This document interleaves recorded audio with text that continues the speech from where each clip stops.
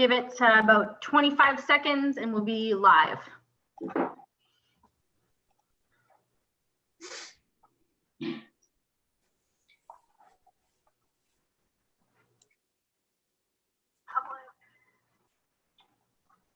And we're live.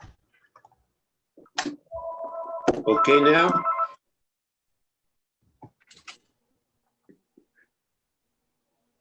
Okay, Jasmine? Yes. Yes.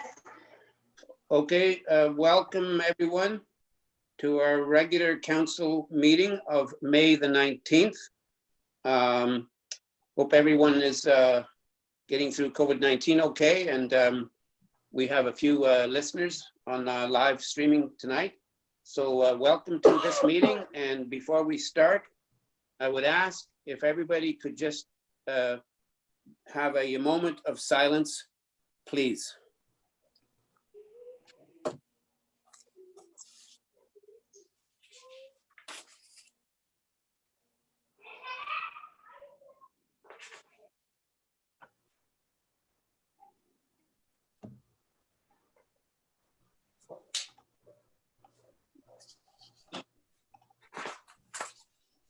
Thank you.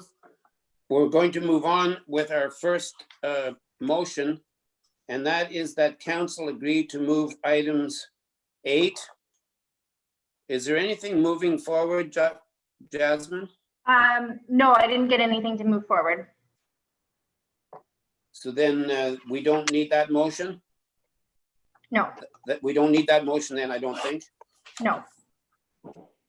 Okay, then moving forward, we have a motion that the regular meeting of council agenda dated May the 19th, 2020 be approved as circulated. I need a mover and seconder, please. And that's Karen and Claus.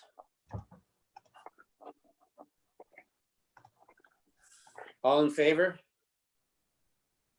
And that's carried. Thank you. I will now remind all of council that if you have a disclosure of interest, you can declare it now or anytime during the meeting.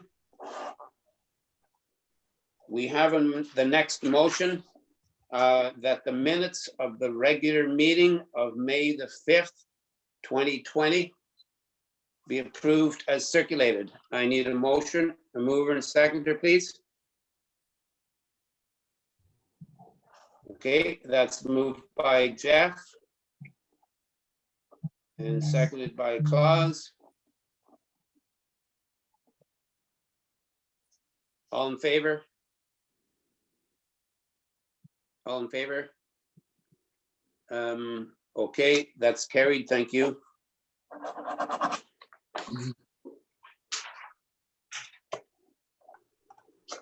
I should just let everybody know that Councillor Straight and Fire Chief Greer will be with us. They will just be a little late tonight. They'll be with us shortly, I believe.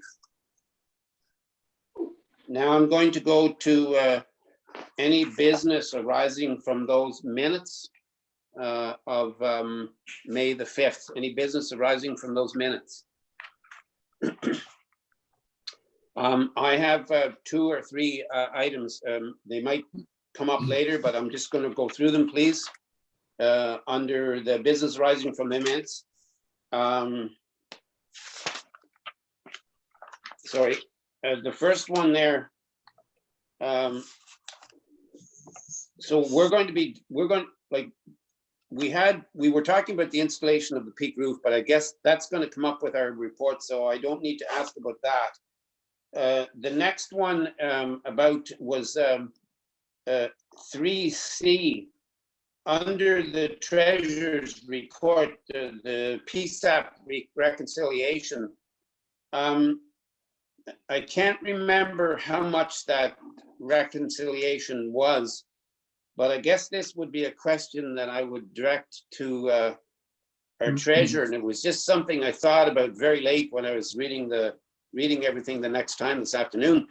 Would we ever consider, when we have a reconciliation in our favor, would we ever reconsider putting that in a police reserve? It's because sooner or later, we're not going to get a reconciliation, and the reconciliation could actually go the other way. So that's the question. Would we ever consider putting that in reserve? Well, I'm not sure.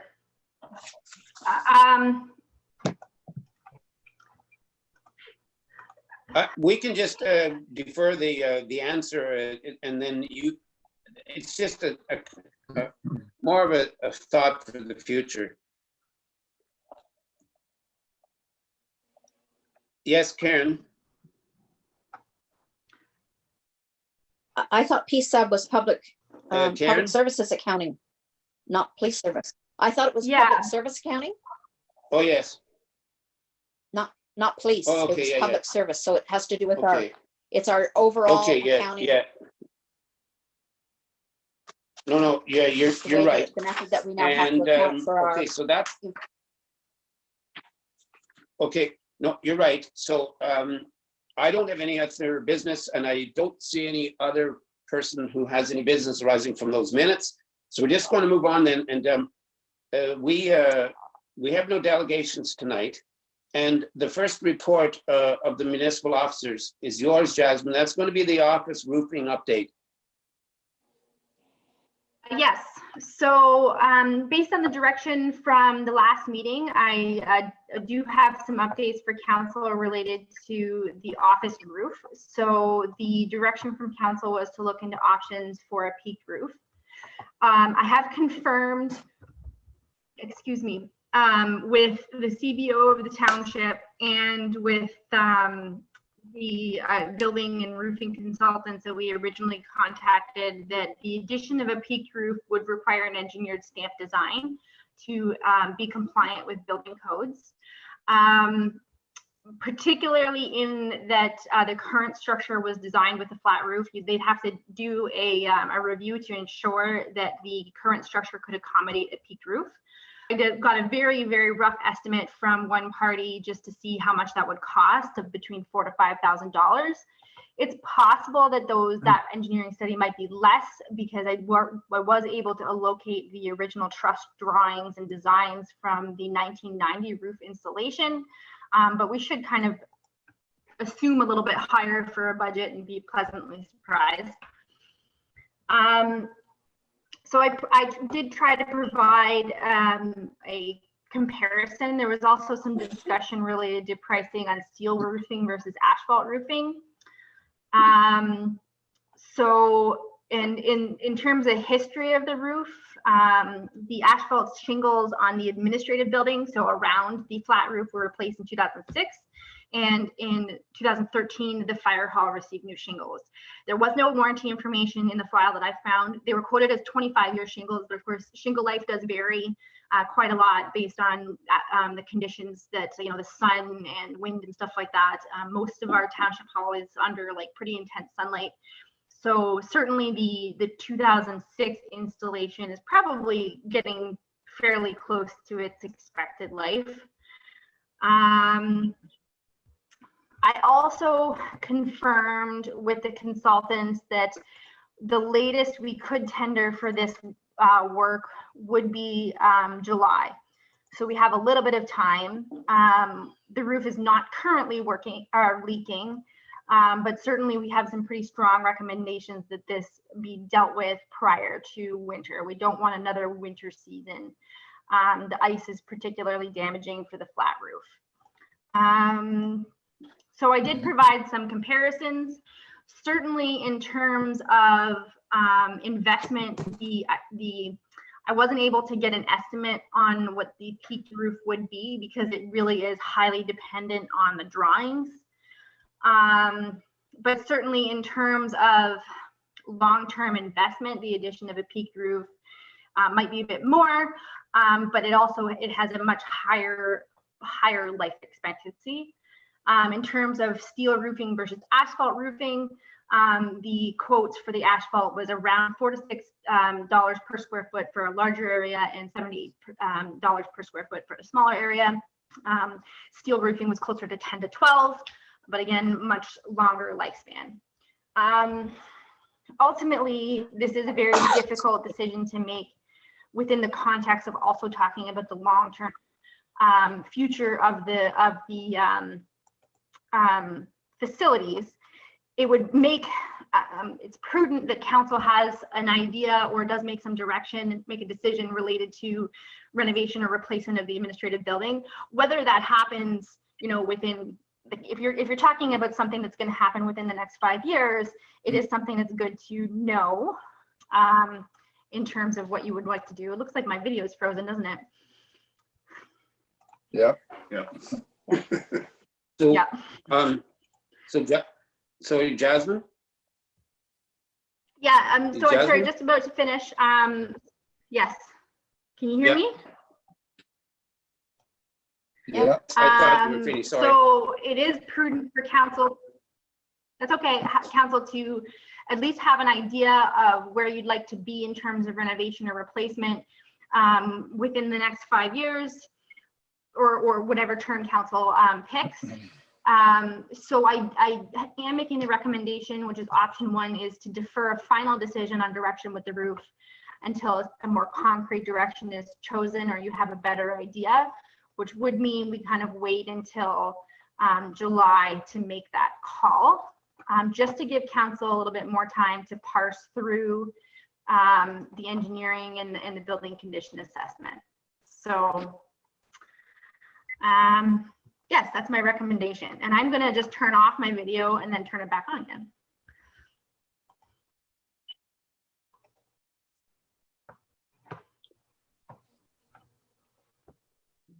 Looks like we have a lot You of. can go ahead and ask me questions. I can still hear you. So Jasmine, I Can you can, still there's hear only, me? I can only see myself right now. I can see no one else on the screen. I can hear you, but I can see no one else on the screen. Me? You have to, I can There's see you Jasmine now, now. Jasmine, but nobody else. I can only see Jasmine. I can see me. You're the only Bill, person I can see, Jasmine. Jasmine. No, I can't. okay. I have lost everybody but you, Jasmine. Okay, let's just, I can, just gonna mute myself and I'll be right back, okay? yeah. I can see Okay. you, Bill. I'm gonna I check my can't see you. I internet. can only see Jasmine. Guys, so I'm Yeah. gonna check the internet at my at my Okay. house because that's what we're Now running I on. can see everyone now, Jasmine. Okay, so we're just gonna pause for a second and I'm gonna check my internet at my house. And then we'll be right back. I'll be right back, okay? Okay.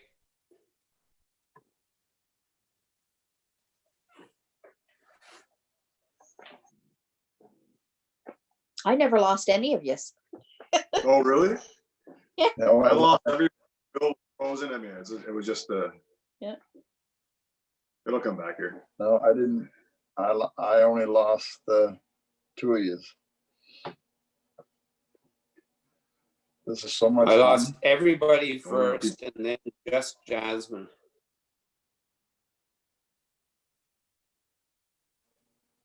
Yeah.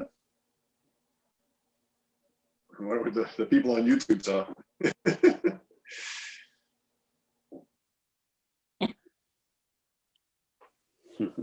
Oh,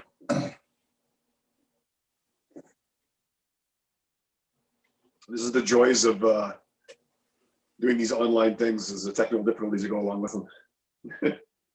yeah. We did an online thing on Sunday morning. We had 30-some people. We lost them all. So somebody had to make 30 phone calls. Chris is still live on YouTube. Still live on YouTube? That's from Christy. Oh. Yep. There. That's good.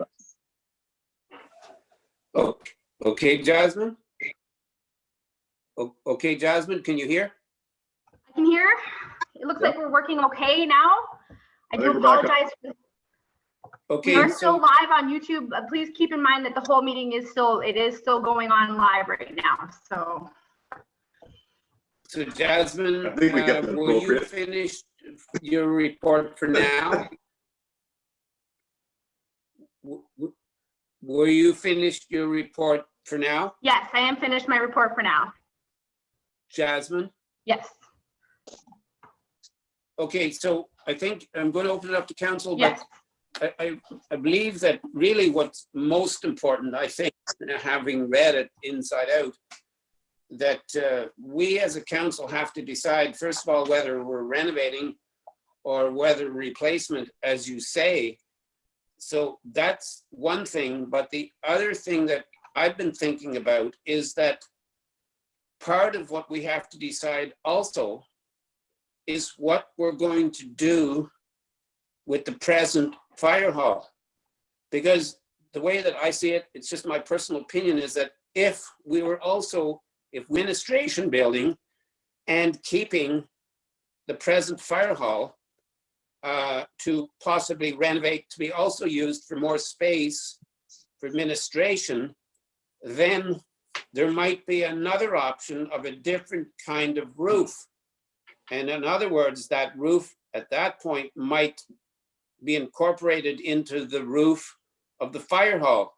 So whether it be a flat roof as it is now, or a peaked roof, or a separate peaked roof that may come off of the fire hall. So like, and we've said as a council that we would like to have a separate meeting about all three buildings. So to me, that meeting, I think, should happen before July, but that meeting, I think, has to iron out what we're going to do with both the administration building and the fire hall, because I feel that that might change what kind of roof we're going to put on. That's only my opinion, but I'm going to open it up to council if there's any questions and comments and whatever.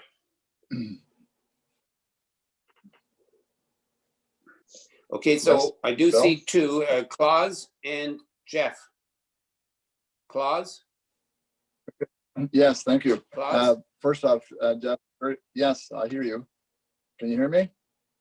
Yes, I can hear Hello. you. You had your hand up? Yep. Okay. You had First your off, hand up. okay, I'll go ahead. First off, Jasmine, very good report, very detailed, very easy to understand. My question is, the leaking part of the roof, is it at the back side of the fire hall room upstairs, or is it at the front side towards Roger Stevens Drive? Pardon me, sorry? Is it the leaking, the flat roof, okay? Yes.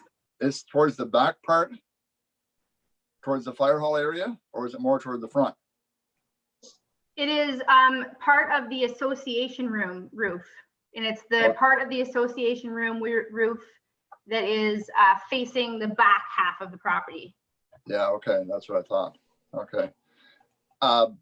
My opinion is, yeah, we need to have a very in-depth discussion as to which way are we going for the future of this building that we have, because I said, whatever we do, we have to make a decision that's going to satisfy for the next 50 years. And I'm certainly in favor of doing something before winter. And the steel roof is what would be leaning towards, but we do need to have that discussion as to which way we're going down the road. Jeff? I'm in agreement pretty well with that whole thing. I mean, we're so far as what we understand, that like the outside walls, the bones of the building is good. So we think that's why renovation, I think, is the most cost effective, what it sounds like so far. So I don't know, even if we did a renovation, are we, if we are, and we're talking about removing roofs and all that kind of stuff, then, well, I think we're getting out of the saving money by doing a renovation, because you're almost doing a rebuild at that point. So I kind of think I'm leaning towards where peaking the roof makes sense, because that's just going to be the outer shell of the building anyways. And it's going to be really the renovations inside. But to both your points, I think we need to have an in-depth discussion to make sure that we're all going that way, if that's really how we're all feeling, or if that's going to be the best option. But I kind of think now, with all the reports that are out there, that kind of is what makes sense. Mm-hmm. And steel is what I think is the way to go, obviously, if that's regardless of a roof, because it's going to be, we need every building we make should be steel roofed, I think, because we know it's supposed to be there in the next 50 years. So you steel roof it. Okay, and as I said, I certainly believe that we will have to end up with a different type of roof if we start incorporating the present administration building to be renovated into the part of the fire hall, the present fire hall. I just feel that that's something that we'll have to specifically get some advice on. And but if that's what we're going to decide to do, but we have to make the decision sort of at the same time for both those buildings. I can't see us doing them separately. I think we have to do them together at the same time, and that probably would have to come from that meeting we have. And I feel it has to happen before July, before we have to possibly start sending out RFPs or whatever. So, Jeff? I agree, because we can't do this patchwork. We can't just be like, okay, this is what we're gonna do, and then we'll just jump to the next project. It has to be sort of, the whole thing has to be kind of lined out, especially if you're gonna take, if we're talking about taking over the fire hall, we need to have a plan for that fire hall. We can't be an afterthought. It has to be part of that plan. So yeah, that's I agree. Like, if we can have a meeting, I don't know if that puts too much pressure on like timing for staff and everything else. Is that have a meeting before July for something like that? I think it's reasonable. We can definitely have a meeting before July to get this done. I think within June would be a reasonable time to have that meeting. So June is, I do apologize, because it should have been a recommendation in either this or the report on the committee, but June is a 5 Tuesday month. So we may want to look at having a special meeting on say the 23rd, which is like the 4th Tuesday. So let's do, can we just set that up now? If council would like to direct that. Yeah, I think that'd be a good idea. well, I do have a motion here. And if I can just read the motion first, and then we'll see if we need like staff direction before or after we vote on that. The motion that I have in front of me is regarding the roof replacement. So this motion is for roof replacement follow-up, that council receive this report and that the following be approved, that council directs staff to proceed with option 1.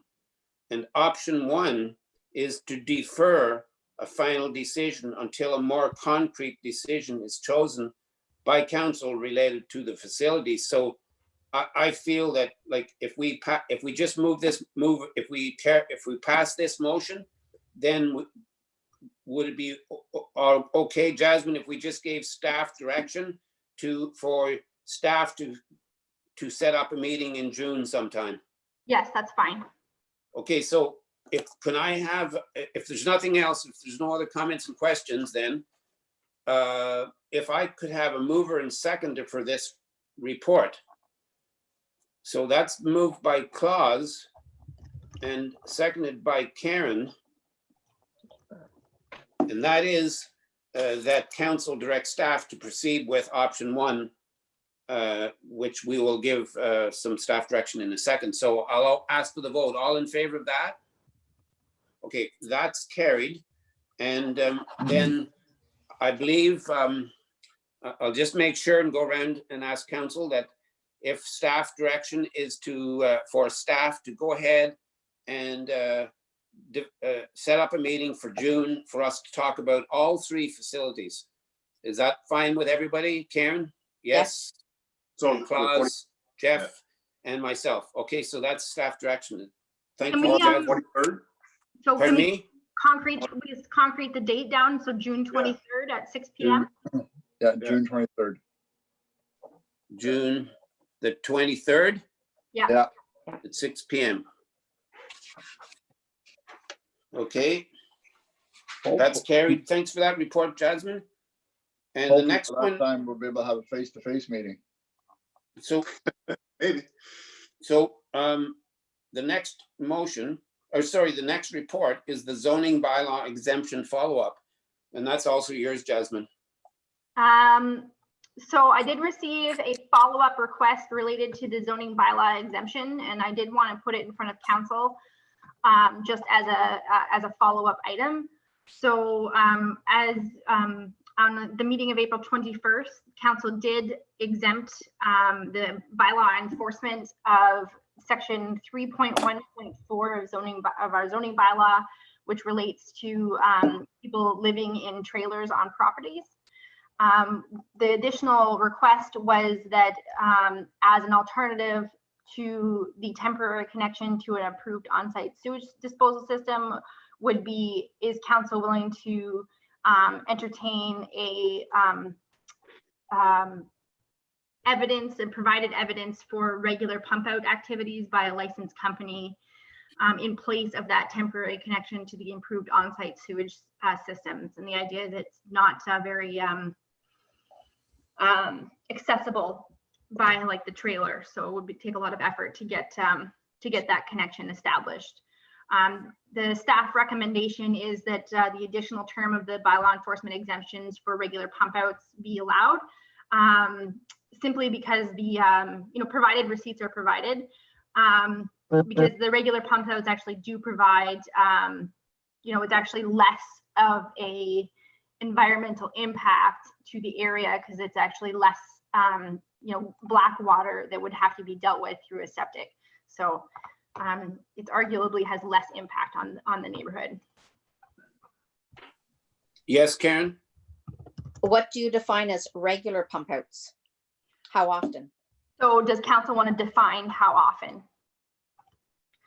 I mean, I'm not overly familiar with trailers, but I'm pretty sure they have to be pumped out fairly often.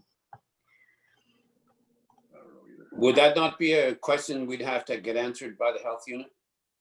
No, the health unit wouldn't necessarily handle something like that.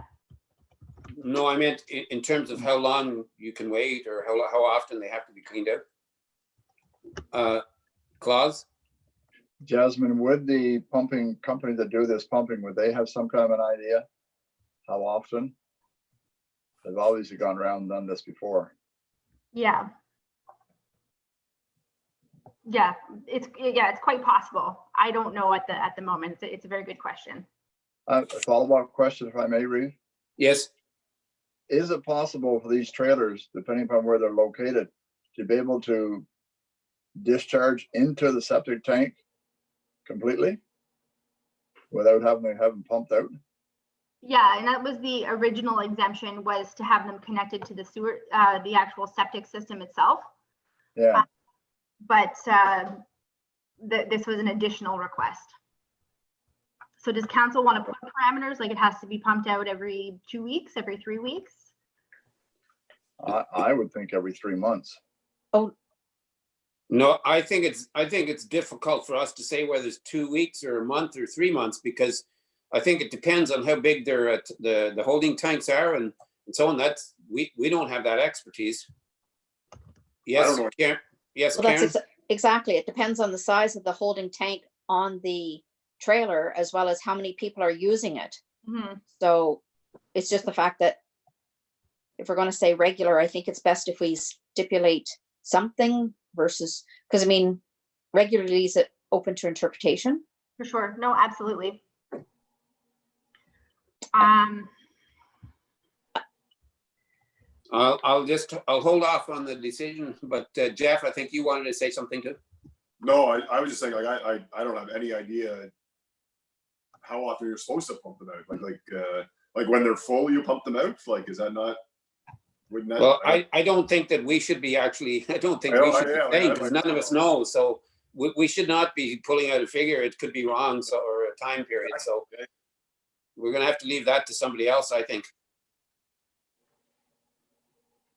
And I would have thought that a phone call to the health unit, that they have some sort of expertise, surely, on septic systems. They're involved in the septic systems. That you would think that they would have some sort of knowledge of that. Yeah, but it's not a septic system. It's the holding tank on a trailer. So I don't think that they would.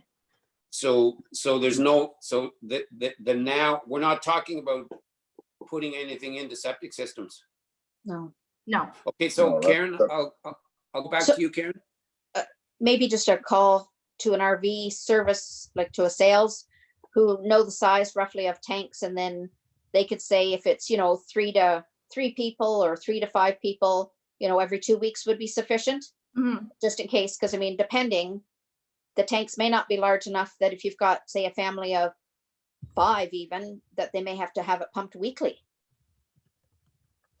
It does depend on how many people are residing in that trailer. Hmm. Well, I think if we could leave this up to council, then I agree, Karen, I think that's the right way to go, is a phone call to an RV place would probably help us there. Jeff? Jasmine, how many examples do we have in our township right now of this? Right now, we only have the one. So can we not deal with that on a one case basis and just be like, and go to that person, say, what is the pump out regular schedule? And just make sure that the person's taken care of and it's just done accordingly. Like, it's a pretty small case, I think, like in that sense, in my opinion. I don't know, like, let's just discuss it with the person and let's make the reasonable, like, their make and model, and this is when it should be pumped out and make sure it's taken care of. Karen? What council could do and would fit with that is provide direction to us to work individually with each requestee and to ensure that appropriate pump out schedule is provided based on recommendations from a licensed company. That way you give direction to ensure that we have general direction, but we can also work individually with each person depending on the number of people and that kind of stuff.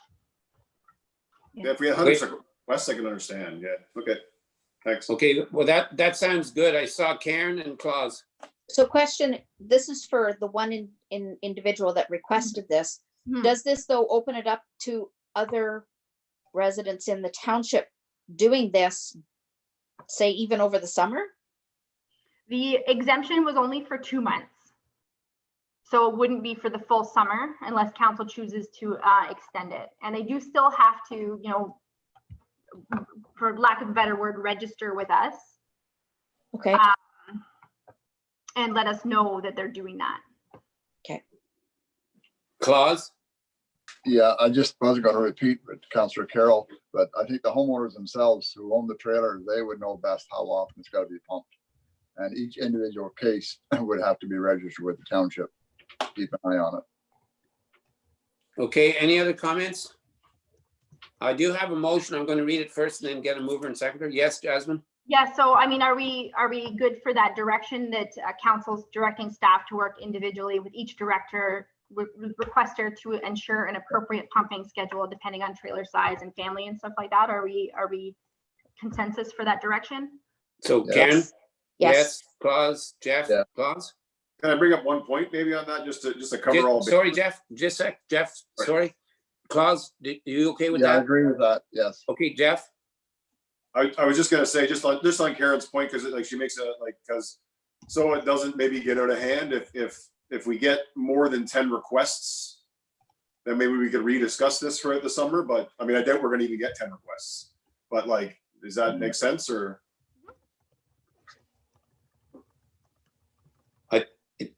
It seems to make sense, but that seems to make sense, but is there any condition that we can put onto this then, Jasmine? What you could do is that you direct staff to bring forward information regarding the number of people who are doing this. And, we have to revisit in 2 months anyway, and I can just bring a report back and let you know how many people are actually doing it. Yeah. Okay.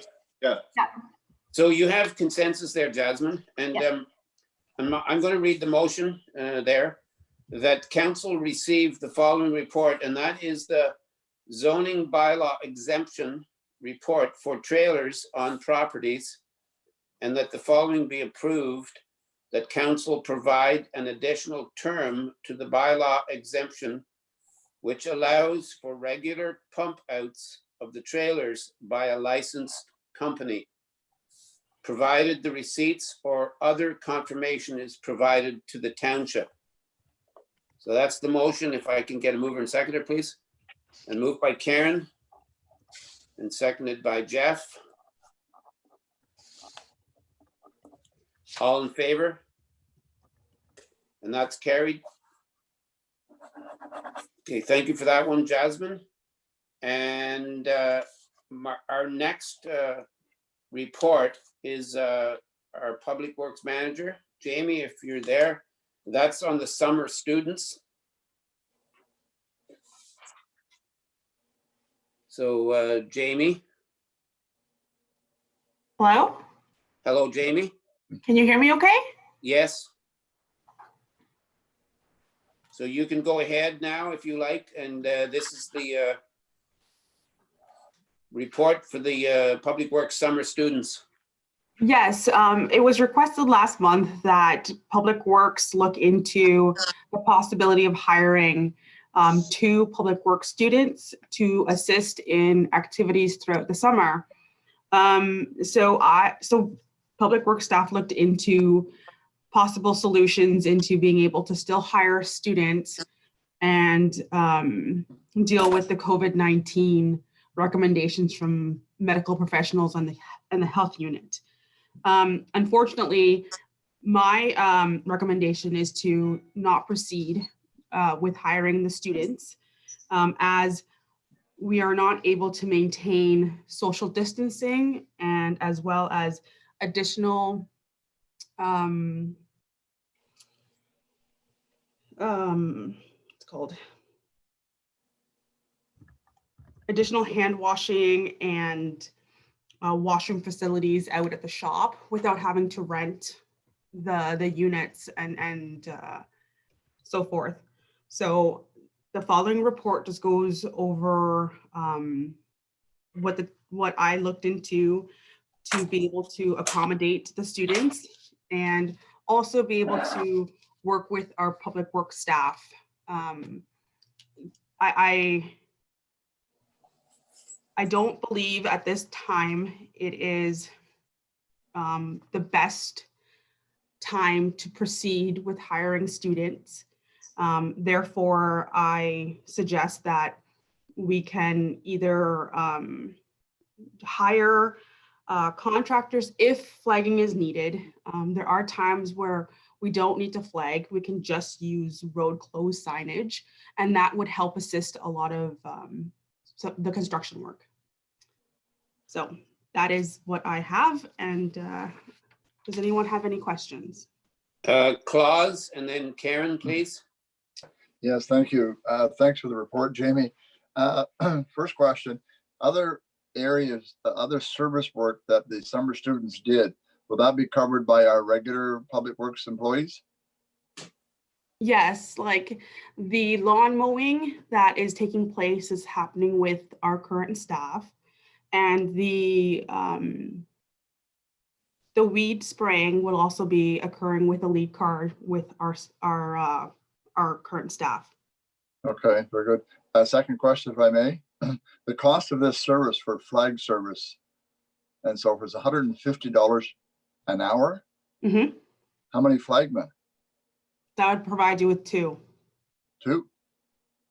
Wow. But it also includes more than just the labor. I think it has in the report that it also includes things like directional signs or whatever, I think, doesn't it, Jamie? It does. Yes, it does. Well, I'll say control devices. Yeah, well, we have some of those control devices ourselves, don't we? We do, yes. But, so this is a company that actually does this kind of stuff? Yeah, there's a few companies out there. I just grabbed one quote from the Ottawa area that I've used in the past, and their work is really well done. And they provide all types of traffic control as well as signage if you have like a detour or whatnot. I see. Okay. All right. No, it's the way we should go. No doubt. I'm just surprised. $150 an hour. Just to me, it's a little steep. But anyway, it is what it is. Karen? Claus asked the question with reference to the work that the students do. Who is going to do it now? Yeah, I think going along with both of those comments, the one thing that I feel is kind of unfortunate, and I think it was actually their first job last year, Yeah.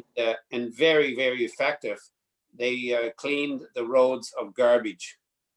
And, I guess it's kind of unfortunate that they, I understand about the cleaning and the social distancing if they had to drive to certain roads and that, but really if they were if they were together going up and down the roads, picking all the garbage on all of the roads, like I said, that was one of the best, I think one of the most efficient things they did last year. But it's kind of getting to the job and getting back and all of the problems. And obviously, I think it's our duty to make sure that our staff, and whether they be full-time or summer students, are, the safety aspect is important. So I think I agree with it, but it is unfortunate we don't have a chance to clean our roads, because I can't see our staff, our regular staff, having time to do that. That's just a comment. Karen? I didn't have anything else to say. Okay, sorry, Jeff. Yes. So I unfortunately, I hear the safety concerns, and I hear we have to make sure that we protect our staff, and I totally understand that. I think we have to too as well. We are in, it is the outdoor industry too as well in the public works department though, and a lot of that is being opened up, and I think there's like opportunities for us to still look at having our outdoor students, and it's a shame that we can't, because I think there's a way that we can have those students to do what they already do, but also like stay in a protective area. So I think if we get creative, like, and think where maybe the students don't go into certain areas where the staff usually are, we have them deployed at different times. We could also have them in like running shorter hours too as well, because I mean it'd be useful for the flaggers too as well. I think we also have a bit of a duty too as well to make sure that we have employment for our students too as well. So I hear the complications behind it, but I also think there's a point where we're in our reopening stages too as well, that we could accommodate students and just be in a creative way. So I disagree, because I think we're doing a disservice a little bit by not kind of finding a way to make this work. Karen? Going along with what Jeff says, I mean, we are opening up, or starting to slowly open up to things. There are, even for the office area, there will be new ways of how we have to handle things. One option too could be going to 5 8-hour shifts versus the 4 10s, along with the regular guys, if they're going to be doing some of the roads for the garbage pickup, that I didn't realize that's what they did. So perhaps there is a way to look at it if we, give it a few more weeks to see. I don't know when you were planning on doing the flagging anyway, Jamie. Do we have time that we can wait? The guys are currently doing culvert replacements now on some of the roads that, we prefer to get the dust suppressant placed on some of the gravel roads. So it's best to do the culvert replacements now, grade up the road, and place dust suppressant. But usually flagging would be sporadic throughout the summer. Again, with the construction side of things, one of the major things to do is to have, if you're going to have flaggers, you can't have flaggers for 5 hours out of a 10-hour day. So yes, perhaps the students could do a short or a part-time day, but they need to be caught up as to what's occurring out on a construction site. They need tailgate meetings. They need to be aware of the dangers on a construction site, and not being able to do that as a group, or even in their 6 feet apart tailgate meetings for safety, it does hinder the process of making sure everyone's on the same page. I don't want to be overly negative in any means by not hiring students, because they are a great asset to have during the summer. They do a lot of work, and it was great to have all the help that they provided. We are limited in vehicles. We are limited in space. And just for this year, it would be what I recommend to occur just for this summer. This is a question for you, Jamie. When we hire them, if we were hiring them, how many hours do we hire them for? And is there a possibility of hiring them for less time than we did last year? We usually hire them for a full week, so 40 hours a week. And I think having them work part-time, so two out of the days instead of the 4 is an option. We could also do one student part-time, having them 2 days a week. If the guys decide that they need to dig on a Thursday and it's raining, I don't know, like everything is also weather dependent. So if I'm not able to weed spray when it's windy or it's raining and I gotta push them to a different day and they've already worked their 2 days, it just would make things more complicated. So I don't recommend part-time work for the students. It's either hire one full-time or don't hire them at all. Okay, Karen and Jeff. Do any of our full-time take summer vacation that the students would fill in for? Yeah, the guys do take summer vacation if possible. I don't know what a schedule the student or a person might have in order to be able to fill in 1 week a month or whatnot. I'd have to look into that. Can I follow up? Yes, Karen. Not knowing either, just I know in my own situation where we have employees that have a lot of overtime because of the winter overtime that they get. In the summertime, when you've got students, you then try to use up the surplus by having your other people off. That's all. That's why I was asking.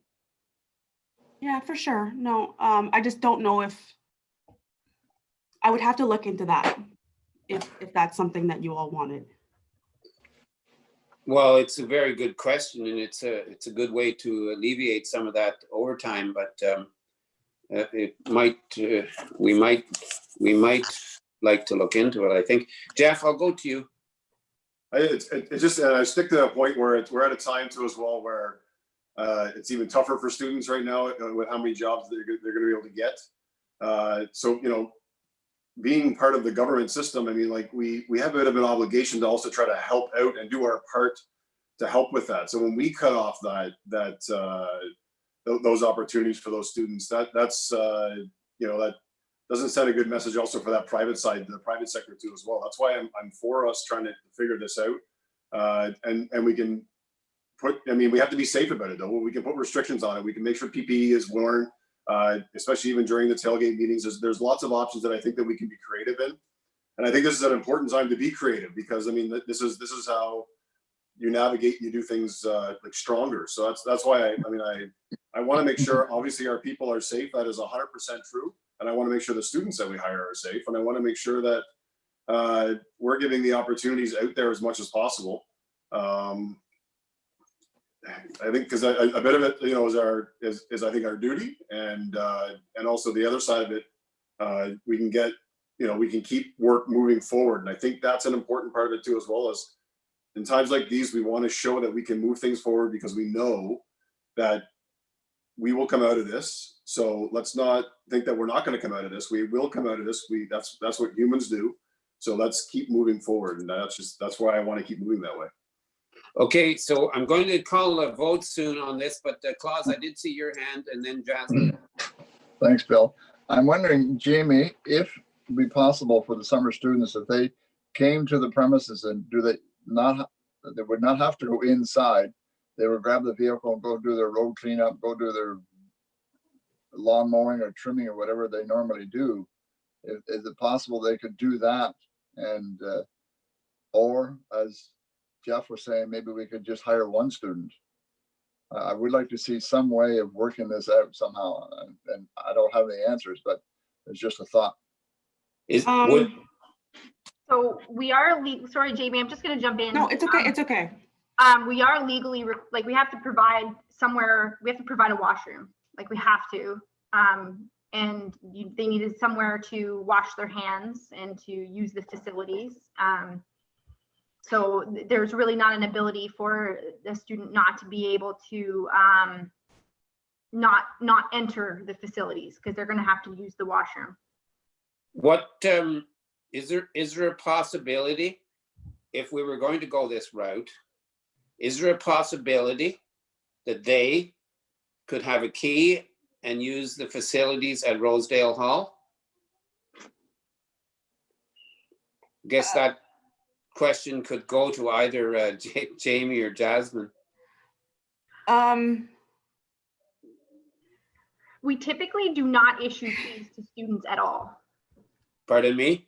We don't issue keys to students at all normally. Okay.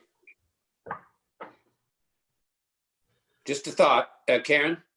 So, I mean, the washroom isn't being used by all of them at once, so it's no different than any of them. The fact that your crew already share a bathroom is, I mean, your disinfecting and everything else that's going to move forward is going to move forward for everybody, the same as office staff sharing a washroom. They're all going to have to go through the process of how disinfectant happens after each person, things like that. So that part of it's no different. It's just, if you actually have all the guys come back at once to eat their lunch, whether or not some of them have to eat in a vehicle or they could sit outside, or that's the only situation. I mean, nobody wants to eat in the rain. So that's where you would get into the situation of having to get 6 people then, or however many, into their lunchroom area. But the bathroom side is the same, no matter whether we have the students there or not. Mm-hmm. Okay, so I'm going to move on with this, and we've heard a lot of comments, and all good, I think. And I'm going to read the motion as it is, and we can either vote on it or we can amend it, I guess. The motion is that council receive the following report. That's the 2020 summer students report, and that the following be approved: that the township does not provide with the planned hiring in 2 public works summer students for the summer of 2020. Somebody want to, do we have any amendments? Because, or will we just vote on this? Jeff? Well, and unfortunately, like I stated, I'd like us not to go a different direction. But I mean, it could be also an option, like not to go back into the discussion, but like, if we do hire somebody and we do want to do it for less hours, I encourage creativity here. So if we do it maybe with a little less hours, of 3 days a week instead of maybe 4 days a week, like there was a suggestion there, we can utilize that sort of money saved that we're thinking about using for other PPE options. So if we had to bring in like a portable toilet or something like that. But like I think Karen said, if we can go ahead and clean, I'd still like us to go ahead with students. I think we can do it in a safe way. So I don't know if that or what that is, but I mean, it's so in the summer we have like our public works people are off Fridays, right? Yeah, they're on extended hours, so 10-hour days. So Yeah. Then obviously Friday would be one of the days it would be very important for them to be here. So I'm going to recommend, I mean, our alternative option that we contemplated in the report is the hiring of only 1 summer student at regular hours. It's a little bit more reasonable to accommodate like 1 extra, and I don't, you know, it's just one instead of 2 people reduces the chance of bringing in COVID-19 into the facility. There is some challenges that we would have to accommodate due to working alone and stuff like that. But that was the alternative option that I think would be a little bit easier to incorporate into our regular business than incorporating in a part-time or 2 part-time workers, because it might be there definitely be some challenges to incorporating in part-time hours into our current work plan. Not to say we can't do it, but it would be less challenging to incorporate 1 person and to put in some of those safety measures in place to ensure that the working alone not necessarily alone, but ensure we had processes in place to have them safely work. I don't know, Jamie, do you have anything to add to that? Yeah, it's just if you want somebody to come in and not be around the guys, then I will need to be the one that is there with them. They are students. They are not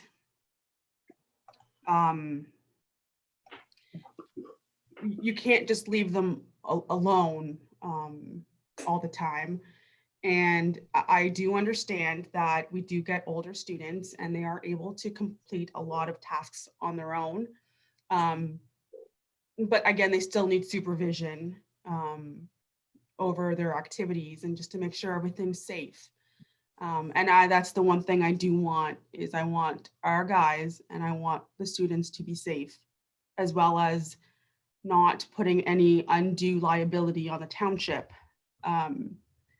So if that is what is requested, I can look into, getting them a 5-day, 8-hour work week, and they can work with me for the most part. So I have Karen and then Jeff. I thought though the students weren't able to do their jobs on their own. Like I thought the jobs you have them do is like with grass cutting and whippersnipping that they needed to be out there. They do. That's why I would be there with them. If we were just to hire, well, not all the time, but just to make sure that they were all right, I would need to oversee them so that if there's just one of them instead of two of them, and the guys are busy doing something or they're grading or they're on one end of the township and the students are on the other, that I would be able to just know where they are and have some supervision on them. Okay, Jeff? I guess I would think that I thought maybe we could send if you say we go the one student way, or that's the discussion is they can't cut the grass. They can't go and cut the grass by themselves somewhere, or whippersnip. What happens if they get hurt? Yeah, I mean that's definitely a possibility for sure. I think like there's certain activities I would think that would be more unsafe than others. I mean, like sending them into the bush with a chainsaw, I can understand you want to make sure they have like support, but but I'm not in that business though. I know Claus, you're in that business. Do you send one guy out to cut grass at certain paces, or do you always send? You would probably get a question by WSIB if you had one person go out and they got injured. Okay, so I don't know. That's why I asked you, because if in your business, it would not be a safe measure to do that. You always send it to guys. Okay. Yeah. Now, on that note. So excuse me, Claus. I didn't see your hand, and if there's questions, you have to ask the question through me because otherwise I can't see the hands go up. Sorry. No. So, Jeff, were you finished? Yeah. I was just trying to. Sorry, I should have went through you there, Bill. Okay. No, it's a little more difficult doing it this way. So, yeah. If you're finished, Claus, did you have still something? I just had a suggestion that for Jamie, if you hire just one student and they were out doing whippersnipping around signposts or something like that, could you send one of the regular guys with that student instead of sending yourself? I can look into this further and bring back another report if you guys would want to see options onto just hiring one student. Well, the way it is right now, I have this motion. I'm going to read this motion again and we can vote on it. And then if we have a different motion to put forward, then somebody will have to come up with a new mover and seconder for a new motion. But let's get this motion either carried or not first. So this motion is that the following be approved: that the township does not provide with the planned hiring of 2 public works summer students for the summer of 2020. So I'm going to ask Do I have a mover and a seconder for this? Well, we have to move it anyway, don't we? And then vote on it? No, if we don't have a mover and seconder, we Died. don't have a motion. So do we have a mover and seconder? So I see no mover and seconder for this. Then does someone want to make a separate motion? And then I'll get a seconder and we can discuss it and vote on it. So Claus, Yeah, I would make a motion that our Public Works Manager, Jamie, look into the possibility of hiring one summer student and see if that would work along with the regular staff. do we have a seconder for that? Jeff, are you seconding it? Well, no, I was just gonna add to it maybe. Yeah, well, we need to get a seconder first before we Okay, discuss. sorry. Yeah, No, that's okay. We have a mover. If we don't have a seconder, then we don't discuss it. Then we have a separate motion. So second it. Karen, So second it so we can have a discussion. Yes. okay. So that's moved. So this motion is moved by Claus and seconded by Karen that we hire one student for the summer. Is that clear? Okay, any discussion? Yes, Jeff. I'd still like, I like Jamie to have the opportunity to work this out in with the best way that she would like to, because I mean, I know her reservations are about the not hiring the summer students. I want to make sure that, like, if we're going to talk about changing that she's sort of in the discussion of how that's going to look. Because I want to, like, I mean, it's ultimately up to her to manage it. So I just want to make sure, like, if it's possibility for two or for one, or how you can make that work. Because now we're kind of changing the way that, her recommendation was. So, like, she might have a good idea of how she's going to schedule the guys and how that might work the best way. Okay, so Jeff, we do have the motion right now by Claus and Karen that we hire one, so we'll vote on that, and if that is not carried, then we'll have another motion. I'm going to ask for the vote. All in favor of this motion? Opposed?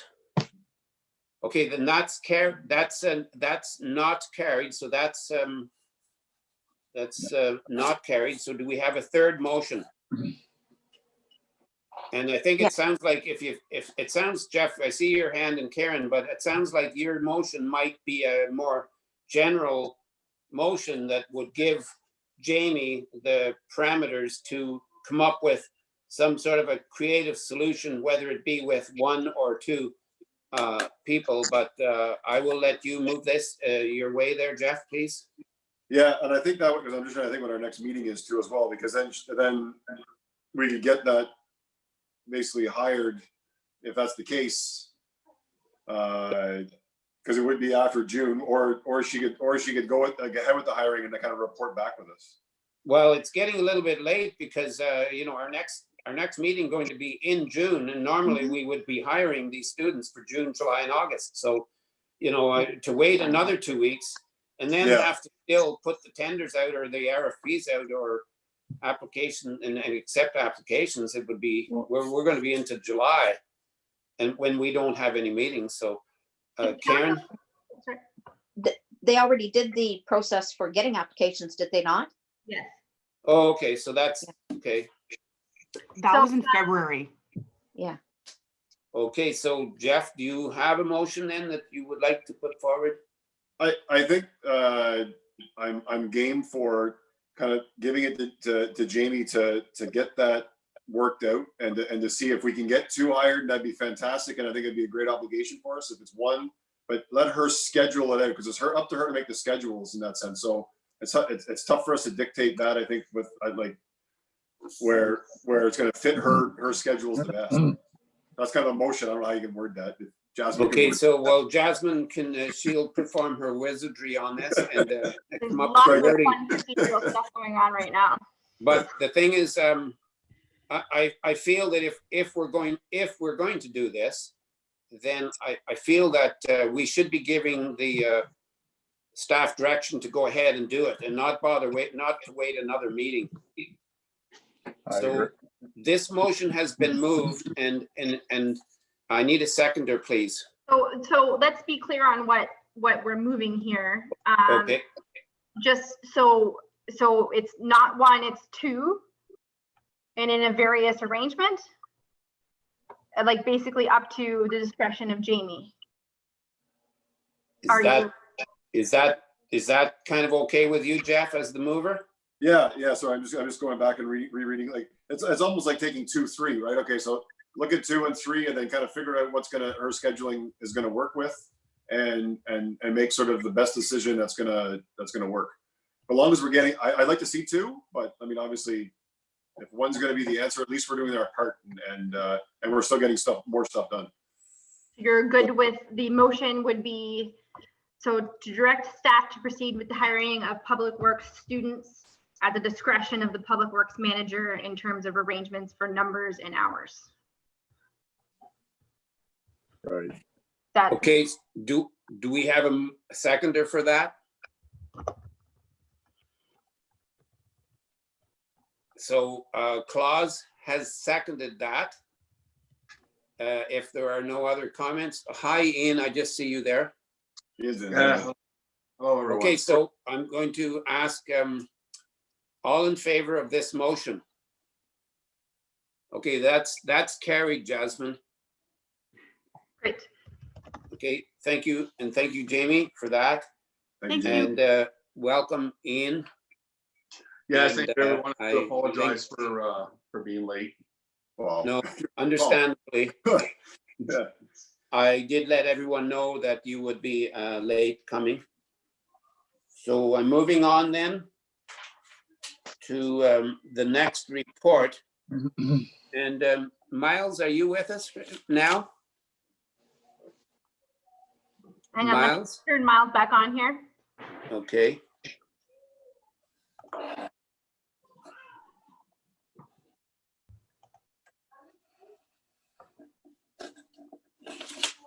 Yes, Reed Dobson again. I apologize for being late also. As you're aware, Okay, I let everyone know that you and Ian would be late coming to the meeting. we were at a structure fire. Which report are we on here, Jasmine? I'm sorry. We're on the 3D, and that is the emergency management update, and that's going to be the verbal one by you, Miles. Okay. So we'll start with our update from the review of the minutes of May 5th. So we had noted that in this meeting that we possibly could be opening the township in time to come. So we had discussed some health and safety issues in opening the township up. So it was noted that we might be looking at putting some plexiglass in the administration area. And it was kind of left with the health and safety to come back with some support for Jasmine to see which route would be the best for our community and also our workers. And it was mentioned in that meeting that we were going to clear out our front lobby of all pamphlets and flyers. So when it comes time to cleaning and disinfecting, that we don't have as much to disinfect to try and curb the spread of the COVID. It was also noted that the clerk administrator noted that the change to council meetings should be discussed at a council level when we do be able to open up again to having our regular council meetings. I think this was sent out to all the councilors, and it will certainly go to our sites and be updated on our sites. So that's the report for the one for May 5th.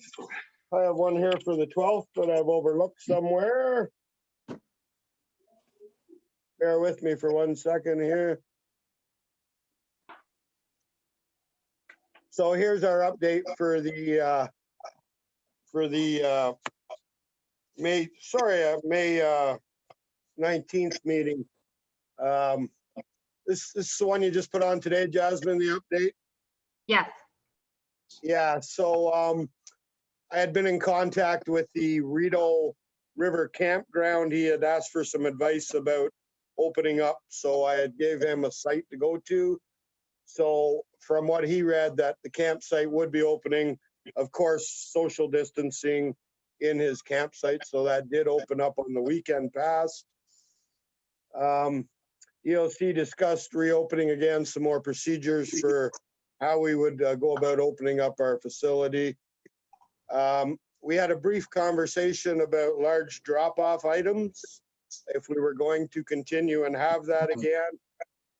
We said it's been extended now, the emergency, to June 2nd. So we would look at the large drop-off again at a later date. So we also at that time did not declare an emergency and set a meeting for May 26th. That's a quick brief update. Our counselors have been sent all this and it will be posted to our sites tomorrow or the next day. Any questions about the meetings from council? I see none, Miles. I Okay, see no questions and nobody with comments. And I do have a motion here. It was for the emergency management update, and that the following be approved, that the council receive the verbal report for information. I need a mover and seconder, please. So moved by Claus and seconded by Karen. All in favor? And that's carried. Thank you, Miles, for that. And moving on. Reeve Dobson, I apologize about being late. My report for my half-ton truck, has that gone through yet? No. No, Thank you. okay. Moving on then. We have a motion, and this is under the reports of committees. And we have a motion that council approve the minutes of the meeting of committee of the whole meeting of May the 5th, 2020, and approve the recommendations contained within. Mover and seconder, please. Moved by Jeff and seconded by Karen. All in favor? So before we vote on it, please, Yes. I just want to make, I believe Chief Greer does have a note related to his report on the committee of the whole. So this motion is just for the minutes. Yes, we would like to note that before council approves so adopts the minutes for the committee of the whole, yes. Okay, yes, Karen? Jasmine? Sorry, Miles, are you ready? He's off. His mic is off there. Yeah, no. I'm ready. Go, Miles. So this is my report, Jasmine, for the half-ton? No, yeah, yes. We're ratifying the report for committee, yes. Okay, so back in April 15th, I had sent an action report in for the half-ton truck for the fire department. And you'll see on my report, it actually was Mike Fair's come in at 36,986 HST excluded. And in my report, it was an accident. Smith Falls Ford come in at 44,096.66 HST excluded. So that's the correction I have to make on that report. It was actually 44,096.66 with HST included. So that brought the numbers down on the Ford truck. So I just wanted to make a correction on that. When you do the math on it, Ford actually come in at 39,023.59. So Chevy, Mike Fair Chevrolet was still the low bid on the truck. So it does not change my recommendation to go with Mike Fair's. I'm making a correction for A and B Ford at this time. So Jasmine, my question is for you, then can we reword this motion as amended? No, because we're not amending the minutes and we're not amending the recommendation or the We're motion. just approving the minutes. You're adopting the decisions that were made at committee of the whole, yes. Okay. All right, then this motion was moved by Jeff and seconded by Karen, that council approve the minutes of the meeting of committee of the whole meeting of May the 5th, 2020, and approve the recommendations contained within. All in favor? Okay, opposed? That is carried. Okay, thank you. Thank you, Miles, for that report. I guess now I will ask if there's any business arising from those minutes. Seeing none, then we're moving on to petitions. We have none. The bylaws, we have one, and I'm going to read it.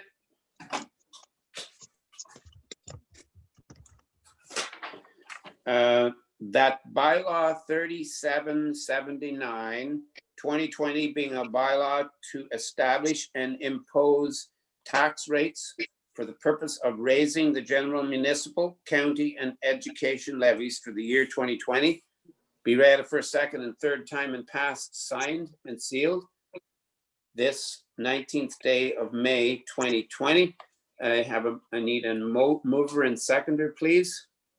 And moved by Jeff and seconded by Claus. That all in favor? Can I make a note, please? Yes.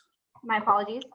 So I do want to note that the direction that's provided a few meetings ago related to the tax interest exemption have been incorporated into this bylaw.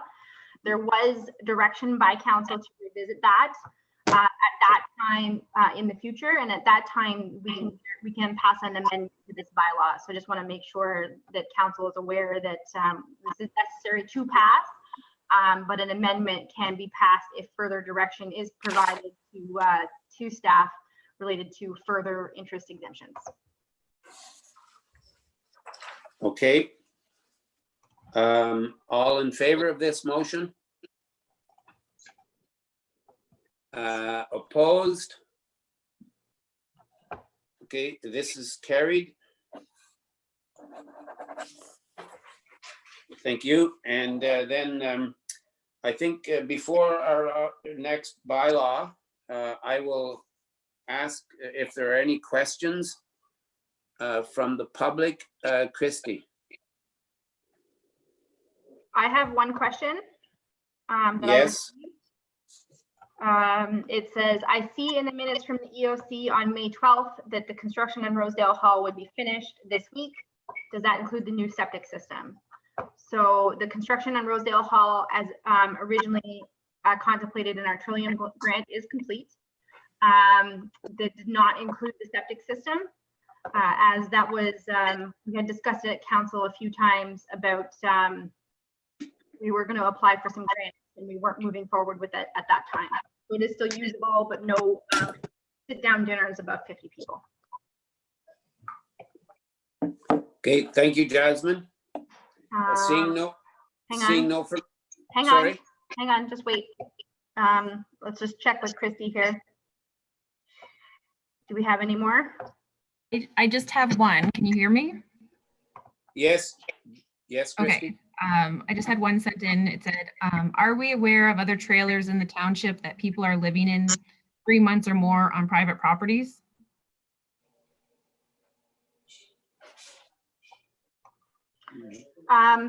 So to answer that question, I am not personally aware of anybody living in trailers. It's possible that it happens, but that would be, if they hadn't checked in with us, it may be a violation of our zoning bylaw. I say maybe because there are terms in our zoning bylaw that do allow for people living in trailers if, say, their house, there is an active building permit on their house. Jeff? I was just gonna say, like I would encourage anybody, because we want to work with everybody, so we're not looking to give anybody trouble. Like I encourage people to just to let us know so we can, you know, make sure that everything is done accordingly. But like, we're here to work with you. So if there is some out there, just please call us. And Karen? That's what I was, exactly the same thing about if people are aware of it, to call it in. Okay, thank you. That's all the questions, Christy? That's all the questions I have right now. Okay, then I have a bylaw here and I will read it. Bylaw 3780-2020 being a bylaw to confirm the proceedings of council at its regular meeting held on Tuesday, May the 19th, 2020. Moved and seconded, please. Moved by Claus and seconded by Karen. All in favor? Oh, that's carried. Thank you. We have no unfinished or other business, and I have a motion to adjourn, and I'm going to ask for a mover and seconder for this. Moved by Ian and seconded by Karen. That this meeting do now adjourn at, 7:28. sorry, I'm sorry, 7:28. 7:28. Thank you. PM or until June the 2nd, 2020 at 6 PM or until the call of the Reeve, subject to need. All in favor? And that is carried. Thank you. And so we will be, I think we'll take a 3-minute break. And we'll move to our committee of the whole. So 3 minutes, is that okay, everybody? So I'm going to mute everybody and you can turn off your own video, but we will remain live. Okay? Okay.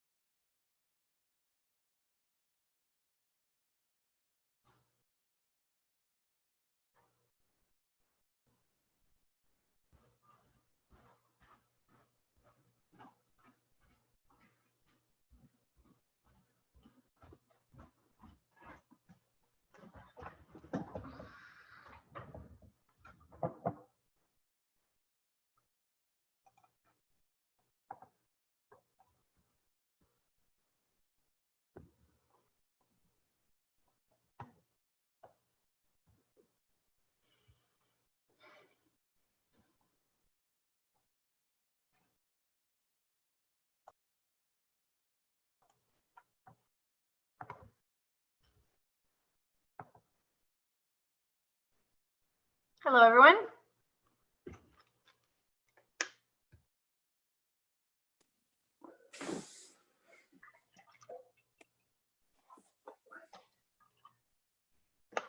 Karen, you're muted. Sorry, I was hit on Messenger by a resident saying that the chat was turned off on the council meeting. Yes. So they said questions could not be asked. Yeah, it was the chat in the YouTube. So any questions, I'd encourage go through Facebook because we're moderating the Facebook. Okay, so did the public know that so that they could redirect a question? We did put a notice on Facebook that the question should be put through Facebook. So if they have a question, they would now email in with the question? Email in and a post on, or a post on like our post on Facebook, like a comment should be fine on Facebook. Okay.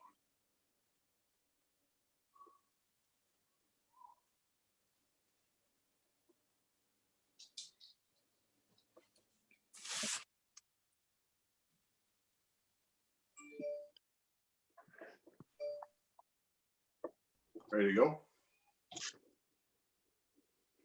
You're muted, Bill.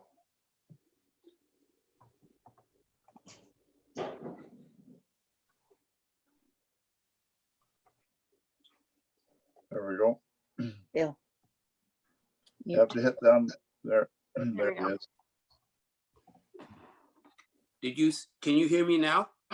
Yes. Yeah. Yep. Okay, Jasmine, just to let you know, I can hardly see you now in your room there. The shadow is, you are almost completely dark, blacked out. Yeah, it's the sun is setting and it comes right into my windows. Okay. No, I just wanted to let you know if you can put your right hand up if you are, because otherwise I won't see you. Thank you. How is this a bit better? That's a lot better. Yeah, I do have the light on. It's just because the sun Yeah. is setting, it's shining right through my window. So Thank you. Okay, so we're going to open the committee of the whole meeting of May the 19th. And so welcome everybody. And we have a motion that the committee of the whole agenda dated May the 19th, 2020 be approved. Moved and seconded, please. Moved by Jeff. Seconded by Karen. All in favor? Opposed? Well, okay, that's carried. Thank you.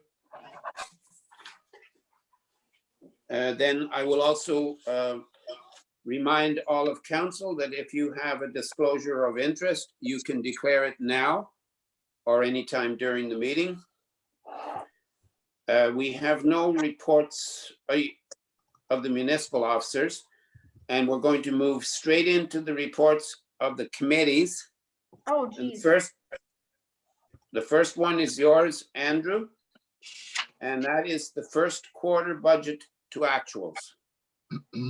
So Andrew, you can take over first, please. Okay. Hey, good evening, Reeve Dobson and members of the Committee of the Whole. Can you hear me okay? Yes. Okay, so this report, it's a report for information. It's regarding the budget to actual as at March 31st, 2020. So it has the attached statements of operations for each department to March 31st, 2020. It's in the same format and content as the treasurer provided for the first quarter in 2019. And so in the first quarter, there are some variances in spending and in timing of activities, but it looks to be within reasonable expectation to the budget.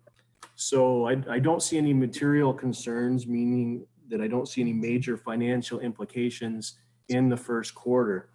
So I've made some notes here to highlight a few items of just to be aware of. And the reason I made note of those is that they were either slightly unexpected or they also highlight the importance of long-term planning, which I think is the area that we're definitely heading into right in the near future, and how those highlight that. So Also, there will be entries in the first quarter that show transfers into reserves and a couple of internal payment transfers that were done in the previous year as well on March 31st. So I've made those entries again. And so there are a few small timing and presentation and budget variances in the first quarter. I'd received some information from Councillor Jennings today. We've noted a few of those and we've been back and forth on email and we're looking at those. So they work through in the process and they're not any significant material items, but we'll make sure those are where they belong and some adjustments will be made for those. So moving forward, when we look at the second quarter, we'll be also, again, looking for major material issues, possibly due to any effects of the COVID-19 situation. So far, I don't believe there's been in the first quarter any effects from COVID-19 that need to be mitigated or managed specific to this report. And another thing I wanted to bring up was the program that we use for doing this for the accounting side. There's an option for another report format that might be a little better illustrated of the timing and against the budget. So I would like to look to bring that in the report next time. So you'll see a slightly different presentation of it, but also with the departments as it is now. And I don't have the greatest internet speed here at my house, so I may not be able to access, I don't believe I can access the general ledgers at the same time that I'm presenting this report this evening. So if there are additional questions, I may need to make note of those and then follow up and get back to you if I don't have that right in front of me. Okay, Andrew, thank you. Any questions? You're welcome. So Karen first, and then I see Claus next. I just wanted to thank Andrew for taking the time to answer all the questions I had sent to him. I do apologize with the holiday yesterday. It didn't give you much time, and I do appreciate that you got back to me quickly. The only other thing, perhaps in the next report, could we see something about our reserves to see where they're sitting at? Is that possible? Definitely. Yes, we'll be bringing more information about that hopefully very soon.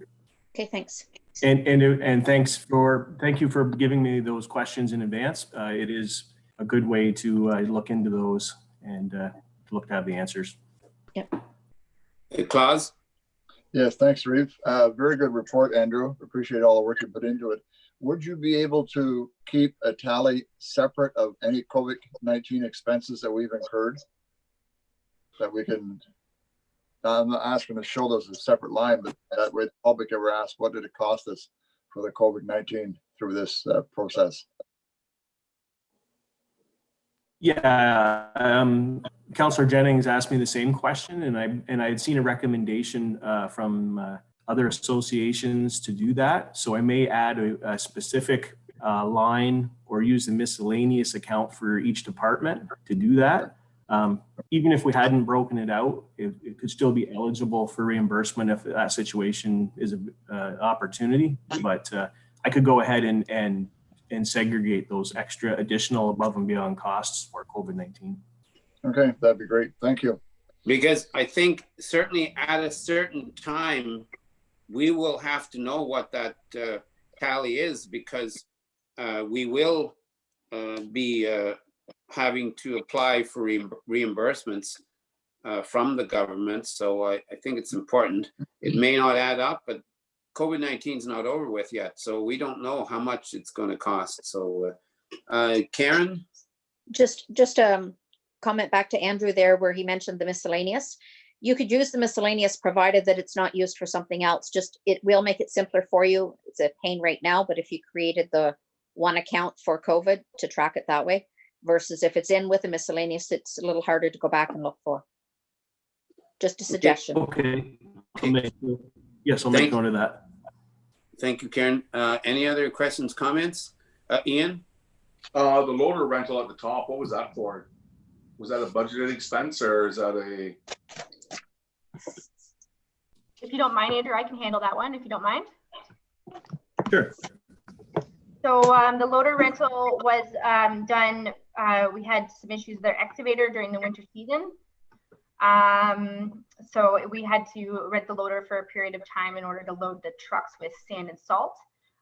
It can be incorporated in the contracted services, or I believe it was in part of the winter maintenance, winter control budget. Okay, so that explains the $8,900 for the snow plowing materials. Is that in there? Yes. So that's, yeah, so we only budgeted 5,000. We're already at, pretty much 9,000. Yes. Yeah. Okay. Certainly Thank not you. ideal. Yes, Karen?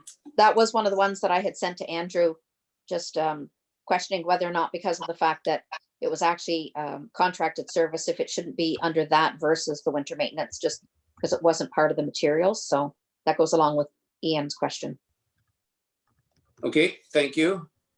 Seeing no other questions and comments. Yes, Jasmine. So I just, I know these are relatively minor items, but we did have 2 requests from 2 different counselors. I just wanted to kind of get consensus from the rest of council. So we had 2 is to present the status of reserve for the 6-month report, and that the treasurer provides a tally of COVID-19 related expenses. So is that consensus? Can we get consensus on that? Okay, I'll go around. Yes, Karen, Ian? Yes.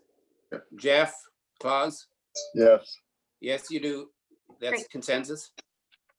Okay, so I have a motion that the committee of the whole receive the following report. That's the first quarter budget to actual, and that the following be recommended to council, that we receive this for information. This is moved and seconded by? Moved by Claus and seconded by Karen. All in favor? And that is opposed? Okay, this is carried. Thank you for that report, Andrew. You're welcome. And Thank you. Yeah, we're moving on then.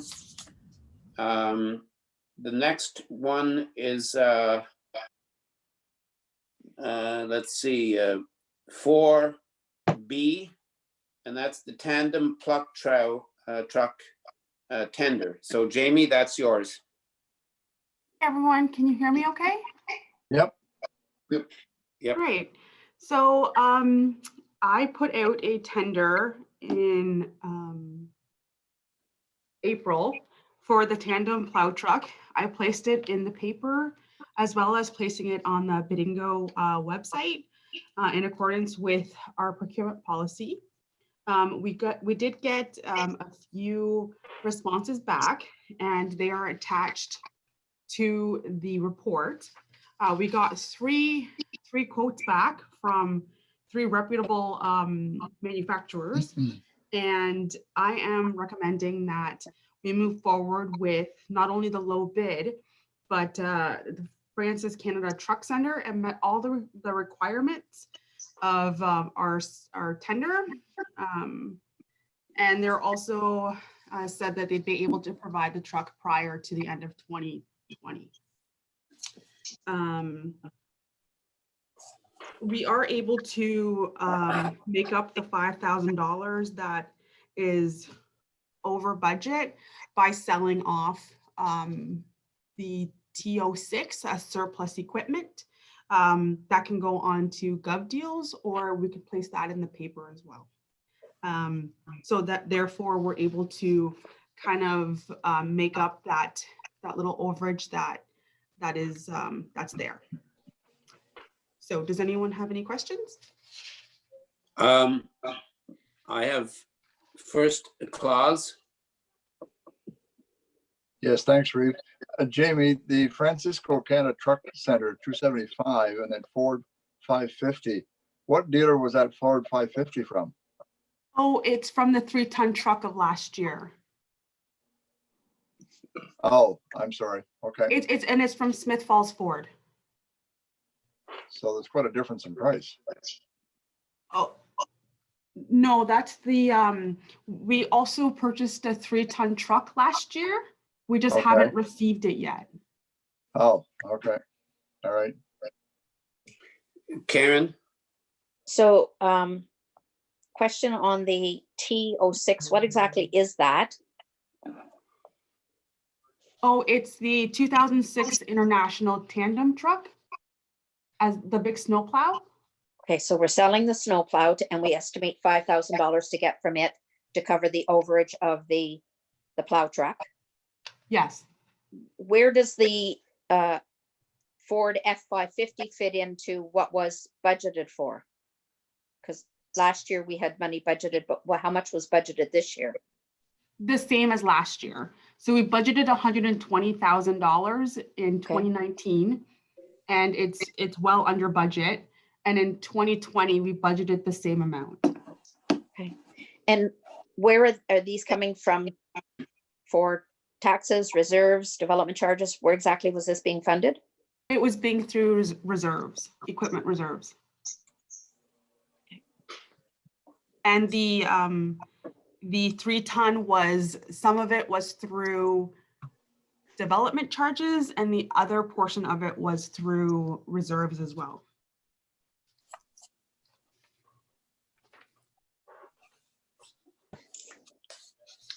okay, and any other questions? Ian? Yeah, Jamie, Francis Canada Truck Center, where is that located? Carlton Place. Oh, okay. So they're local. It's or relatively local, that kind of stuff. And do you have any idea what the remaining reserve amount is for Public Works after the purchases? I don't have that in front of me. Okay. Any other questions? Seeing none. I have a motion here. Before I read it, Karen. I'd like a recorded vote when we do it, please. Okay. Yes, Claus? Yeah, sorry. I apologize, Jamie, on that question I asked you earlier. I was looking at the wrong screen. Oh, that's okay. All right, I see it now. Okay. Breakdown. Okay, so this motion, I will read it first and then I'll get a mover and seconder, please. That the committee of the whole received the following report. The tandem plow truck tender. And that the following be recommended to council. That council directs staff to move forward with the truck purchase from Francis Canada Truck Center, Inc. for the provision of one tandem plow truck with Gincor equipment for this total cost of $275,000 plus applicable taxes to be funded from the capital equipment reserve. Can I have a mover and seconder, please? So moved by Claus and seconded by Jeff. And we have a request to have it as a recorded vote. So Jasmine? Yep. Before that, sorry, Claus, did you have a? Just a question for information. You're saying 275 plus HST. Jasmine, what portion of HST do we get back? We only pay, it's like 1.5, it's between 1.3 and 1.7%. Percent. Yeah. No, it's Oh. lower than that. So it's lower than that. Okay. Okay. no, Andrew it's would know. All right. Let's say 1%. Thank you. Okay. So are we ready? Yep. So Councillor Carroll, Yay. Reeve Dobson, Yay. Councillor Jennings, Nay. Councillor Straight, Nay. Deputy Reeve Vandermeer. Yes. Motion carries. Okay, thank you. And thank you for that report, Jamie. And Thank then you. we're going to move on. And yours is the next report also, Jamie. That's on the dust suppressant tender. Yes, I put out the dust suppressant tender early, and it was because council had spoken about being able to do budget earlier in the year than in previous years. So in order for us to have a more predictable number for dust suppressant, I did put out the tender this year, and two companies two companies bid on the dust suppressant. I believe the last time there was only one bid put in, and this time Innovative Surface Solutions Canada out of Ottawa also bid on it and did bid lower than Dali Dust Control. So we are able to keep a 3-year term, but council does have the option to just do 1 year if they so wish for this activity. And currently we have $80,000 budgeted a year for dust suppressant, and that shouldn't have to be moved up at all. If we go with Innovative Solutions, it'll still remain the same. So I'm recommending that we switch to Innovative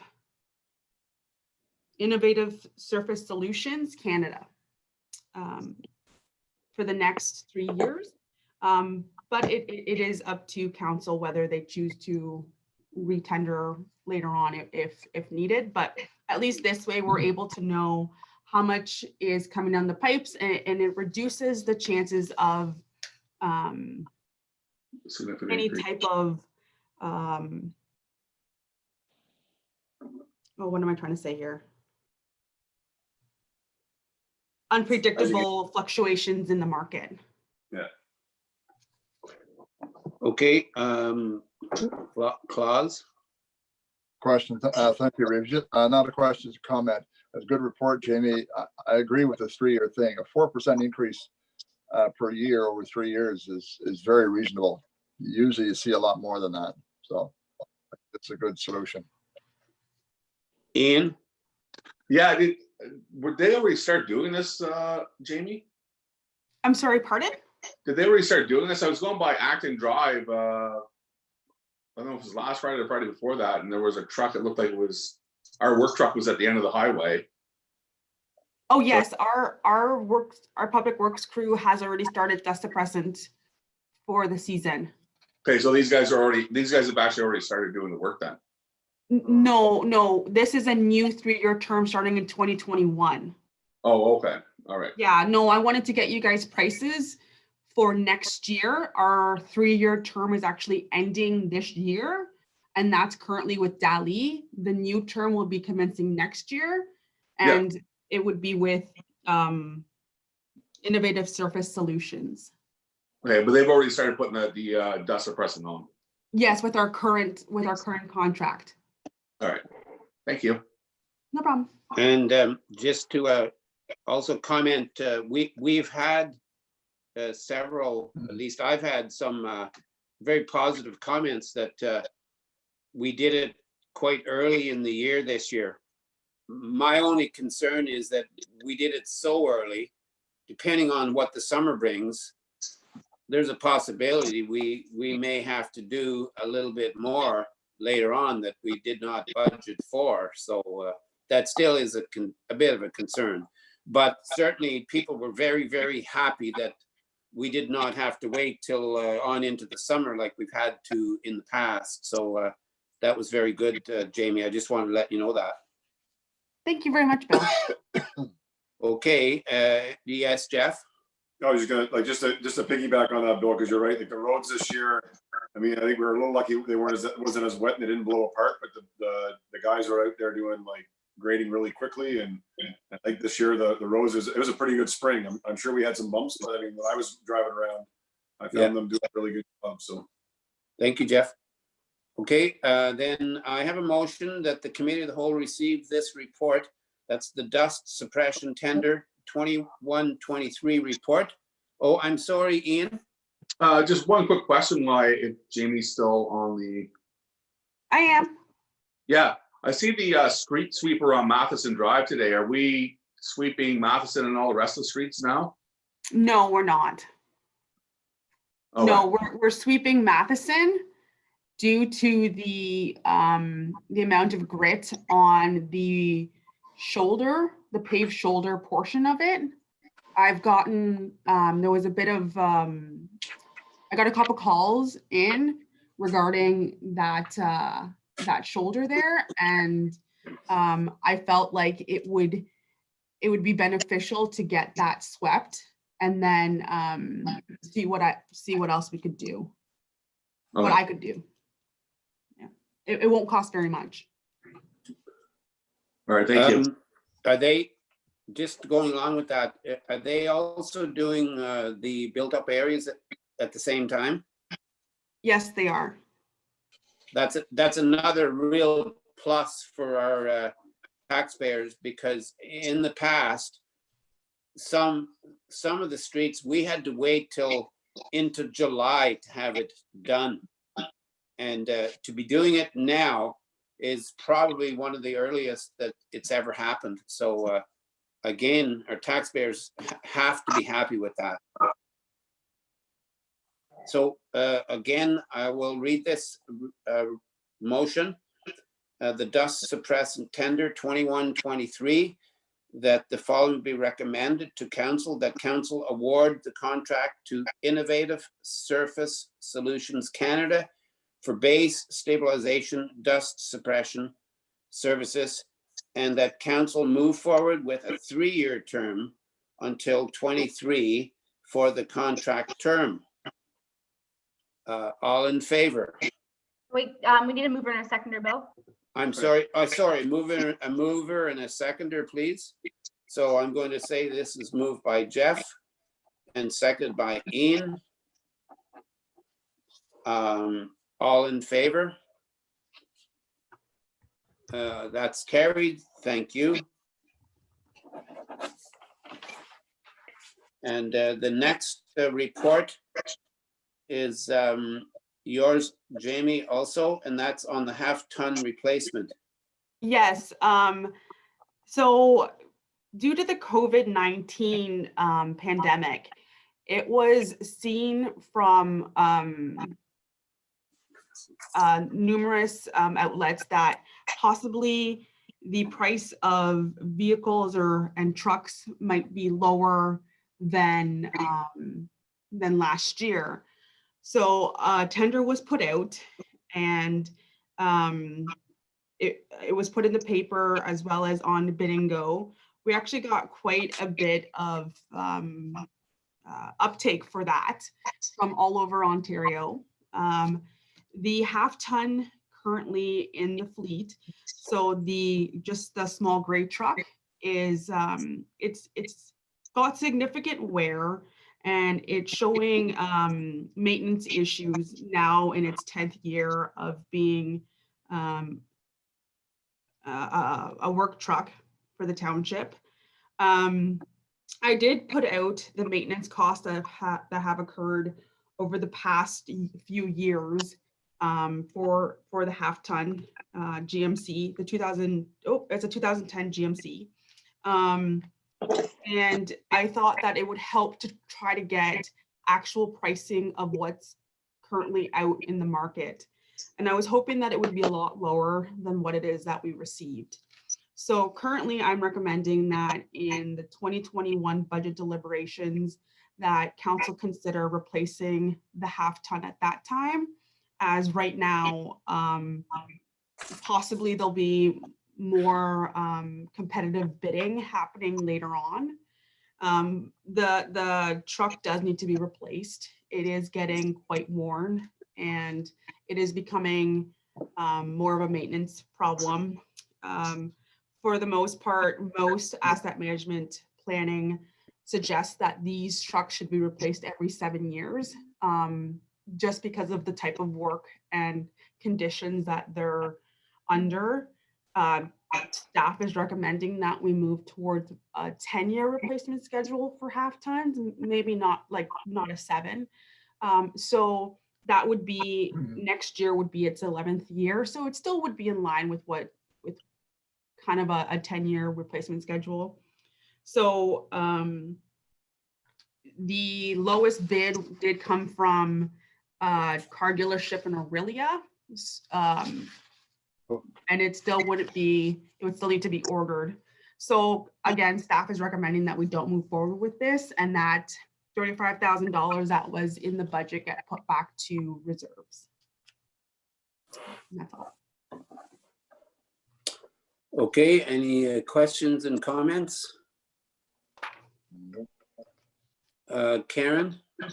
Just a question there about if we're going to get better prices next year because COVID, should we not then look at the fire 4x4 for a better price next year? Because it came in, I know the budget is 45,000 and there was about 8,000 in extras. So based on this 4x4 price to that 4x4 price? Well, I don't know why we use very similar tenders, but from reviewing the tender outcomes, one of the highest ones was almost $44,000 for a GMC. Really, I would have hoped that we would have gotten more in line with what the fire truck received, but they're a lot higher for this half ton. Maybe because it's a 4x4. I'm not sure. So if we can go back and try to get pricing closer to what the fire chief obtained, I think that would be better, or up the budget to allow it to be replaced with around the $40,000 mark and hope for it that it comes lower. Yes. Follow up? Karen, follow up? So yours isn't a 4x4, just the fire chiefs? No, this one's a 4x4. I thought the fire chiefs was also a 4x4. I believe it is, yeah. Okay. I don't know what the difference was. I didn't ask for anything overly fancy. Yeah, Claus? Just, sorry, I forgot, but who are we getting the fire truck from again? I know we talked about that a little while ago. Mike Chev. So that price is quite a bit cheaper for that 4x4 than what Mike Fairchev is quoting here. Yes. Can we go back to Mike Fair and say, what's up? Or is that allowed to be done, Jasmine? No. I didn't think so. I agree with Karen. It's kind of mind-boggling why there's such a difference in price. We're basically buying the same vehicle. I don't know. Karen, another follow-up? I guess when we were buying two of them this year, why we didn't put a joint tender out to know that we were buying two.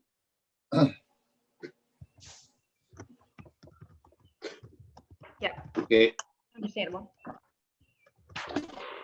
all right. I see no other comments and questions, and I'm going to read this motion here, please. That the committee, Karen, yes? No, sorry, go ahead. Okay, that the committee of the whole receive the following report. That's the half-ton replacement options, and that the following be recommended to council. That council directs staff to proceed with the budgeting for the replacement of the 2010 half-ton in the 21 budget deliberations. All in favor? I got a question. So I had a before I question. call the vote, I'll take that question. You So also we're putting it, get a mover and a seconder. Apologies for interrupting. Yeah. Yeah, I'm going to ask for that. So I'll just take the question first. so all we're doing now is putting it into the budget, but they're not ordering it yet. Correct. For 2021. That's, Okay. that's, Re-quoted Yes. next year. So, yeah, So- that's what this motion is for. So I'm going to ask for a mover and seconder then. Moved by Karen. And seconded by Jeff. All in favor? And that is carried. Thank you, Jamie, for that one. And Thank you. moving on, the line painting, also for you, Jamie. Yes. Oh, I'm sorry. So I put out a quote to the industry for line painting in the township. And I did get back a response from Provincial Road Markings, and they were the ones that did bid last year. They sharpened their pencils and they provided a lower quote. So we were able to line paint the township for $15,703. And I did write the tender so that township, if the township liked the work, then we are able to keep them for an additional 2 years. So that is great news. We could actually use the extra money to possibly paint some additional lines throughout the township that are, I think should be placed down on the road, or the money can go back into back to the bottom line. So I am recommending that, or I'm going to be moving forward with the quote and getting that done up. So I think that's some good news. Okay. Was there any indication about the cost for the next 2 years? Yeah, it's if they keep their cost and services the same. Oh, okay, because that's pretty important. Yes, Karen? Do we have to paint them every year? If they're painted this year, they have to be painted next year? Because you were doing all of them, correct? Yes. Yeah, it would be the whole township being painted. But do we need to paint them every year? I thought it was like every couple of years, 2 or 3 years. So maybe if I No. can answer that question, because before Jamie came to work with us, though that question came up quite often, and we found out that in one case they lasted much longer than others. So I think it depends on what company it is, what kind of paint they use, what the weather conditions were when they went on, depending on the road, how much traffic was on each road. But to kind of answer your question, Karen, it certainly looked like some roads didn't need to be done every year. But I guess this question would be for you, Jamie, like, if they said that, if we liked their work and they said that they would do it for 2 more years, could that, if we decided that we wanted to do them every second year, could that work then for 2022 and 2024? You could probably keep them for 2022 and then maybe put on a new tender. But And going just back stick to to 1 Karen's year. question, it's a good question. So do we need to do them every year or not? I have been taught that yes, you need to do them every year. There are actual, on stop bars, there's actually beads that reflect off the light of high beams and anything else in order for people to see them. So if you were not to do if you paint something and it wears out or it's not to the standards of what was there before and something was to happen, then that is a case that brings liability to the township.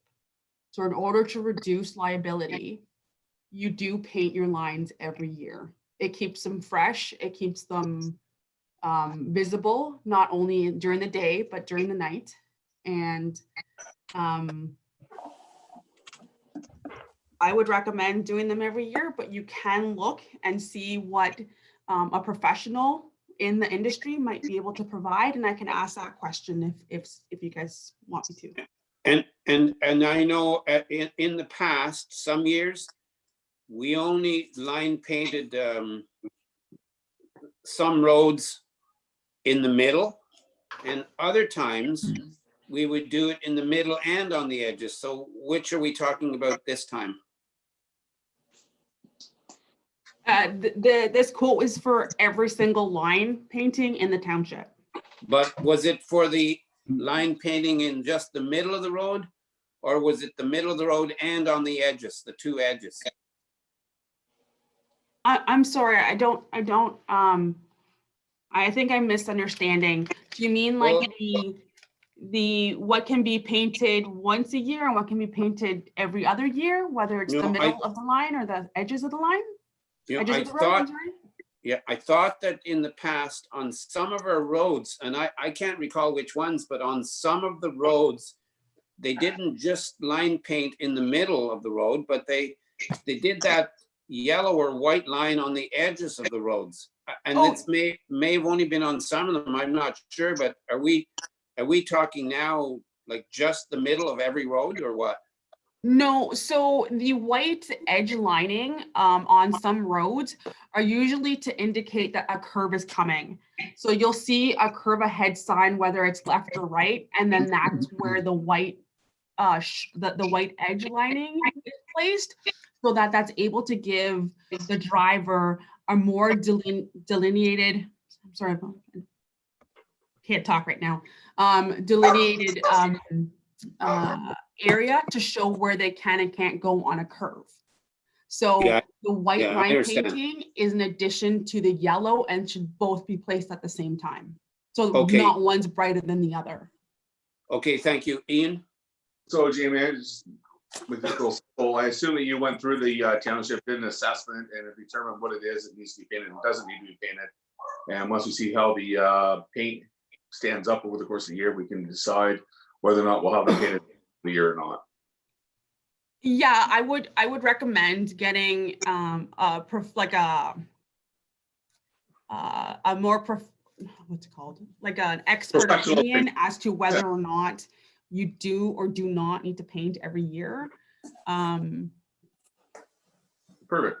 I've always been taught that we should, but I can ask, and if we can bump it to the next year and the year after that, then I can always look into that. Sounds good. Thank you. Jeff? Just to go along with what Ian's saying, I agree. And like, let's just make sure it's in the budget next year. And if we end up not having to spend it next year and we can save that, then great. And if it's something that we have to go forward with, like Jamie's saying, and probably have to paint it, then it's already in the budget. So. Okay, thank you, everybody.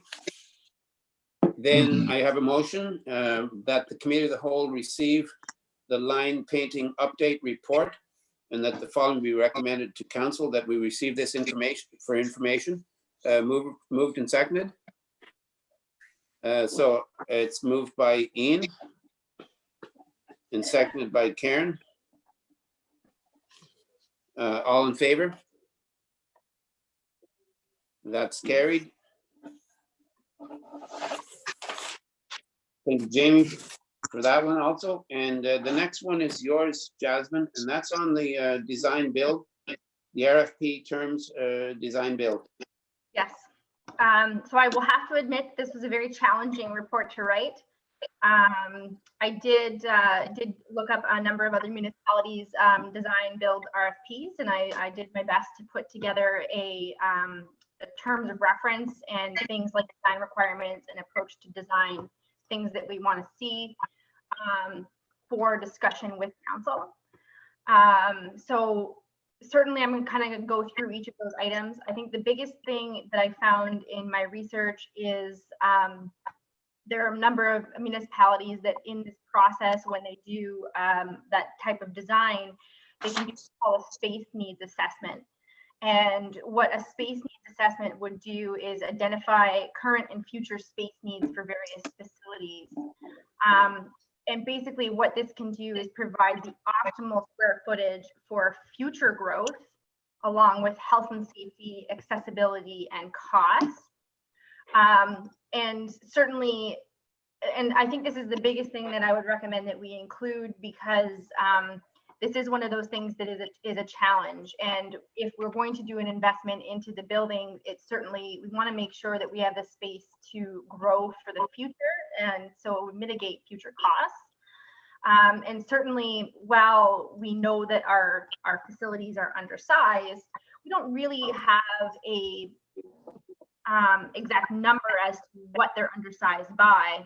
You know, maybe we only need an increase of, you know, a couple hundred square feet in the admin building, whereas, you know, the public works building needs a double the square footage. We can certainly estimate on our current use, but to have like a concrete number of here's what is the recommended, you know, square footage for each facility in terms of future and the requirements we want. So I think that's the biggest thing that I would recommend at this time. The other thing, I did put scheduling a meeting in July, and just for your information, Councillor Straight, we did review having a special meeting of council on the Tuesday, June 23rd to discuss further just buildings. So just for your information. Okay. So we also need to do, I'd like direction from council on a budget. We can certainly use the modernization funding. It's an excellent use of that funding from the province from last year. I did review design build RFP from the township of Laurentian Valley, which is very similar size. Their responses, this is in 2015, they ranged actually from $6,000 to $50,000. So it's probably prudent for council to set a budget, which would kind of reduce the amount of people that are going to come in, you know, far over budget. It's probably reasonable to estimate between $20,000 to $25,000. And again, this would be coming from modernization funding, which is a, you know, one-time provincial funding, so it's not something that would impact the tax, the expenses from the tax rate. So any questions on those aspects before I get into the more terms of reference for designs? When do we have to, this is a little bit relevant, but when do we have to use up the modernization fund? There's no limit. Okay, okay, and the other, I guess the other, I'm trying to think this thing through, and I'm wondering, would we be able to make a more clear decision on this after we have our meeting in June? Because you could certainly defer this item. Like, we're still talking about replacement or renovation, even in this report. So to me, I still think that we have that big decision to make. And once we make that decision, then things like this will be a lot more clear. But I think we're putting the horse before the cart maybe here, possibly. But anyways, I've got two questions already lined up here. Karen and Klaus. Just a question on the budget there, Jasmine, because I thought in our budget documents from Andrew, it was $397, not $497 that we received. Oh, yes, you are correct. It is $397. My apologies. Yeah. I think I had in my head $400,000 and I put a 4. It's okay, but I was going to make the suggestion as well that I thought we should probably wait until we have our meeting on June 23rd as well. So. Sure. Yes, Klaus, and then Jeff. Thank you, Reef. Jasmine, looks like you did a pile of work on this, and this is really going to help us an awful lot, this report, for our meeting on the 23rd. Do you think, though, that we should maybe go ahead and get a study done for the needs, our needs requirement? It would help us, I think, for making a better decision when we have the meeting on the 22nd, 23rd. That part, I think, might be important for us to have. What are the needs within the administration building and the fire hall? Mm-hmm. So I do want to note it's unlikely that we would have that space needs assessment done by the meeting on June 23rd. You would be able to? No, we would likely not. No. Not like. Is there a cost to having that done? Yes. And the cost of that? It really depends on who does it. Okay. I still think that until we make that final decision on what exactly we want, and that's the replacement and reno, and we're also talking 3 different buildings because it's all interconnected and one's going to affect the other. So, you know, I don't even think that we could make a very efficient decision on space yet, because we don't really know what we want. So if we like, I like the idea of deferring this until after our meeting in June. But but I do have this motion, and I'll read this motion, and then we can either vote on it, or we can ask to have it deferred. But I'm going to go first to Ian, and then, sorry, first to Jeff, and then to Ian. I'm just gonna kind of go along with the deferral side, because I think this is a great part of that discussion that we're gonna have on the 23rd. Sorry.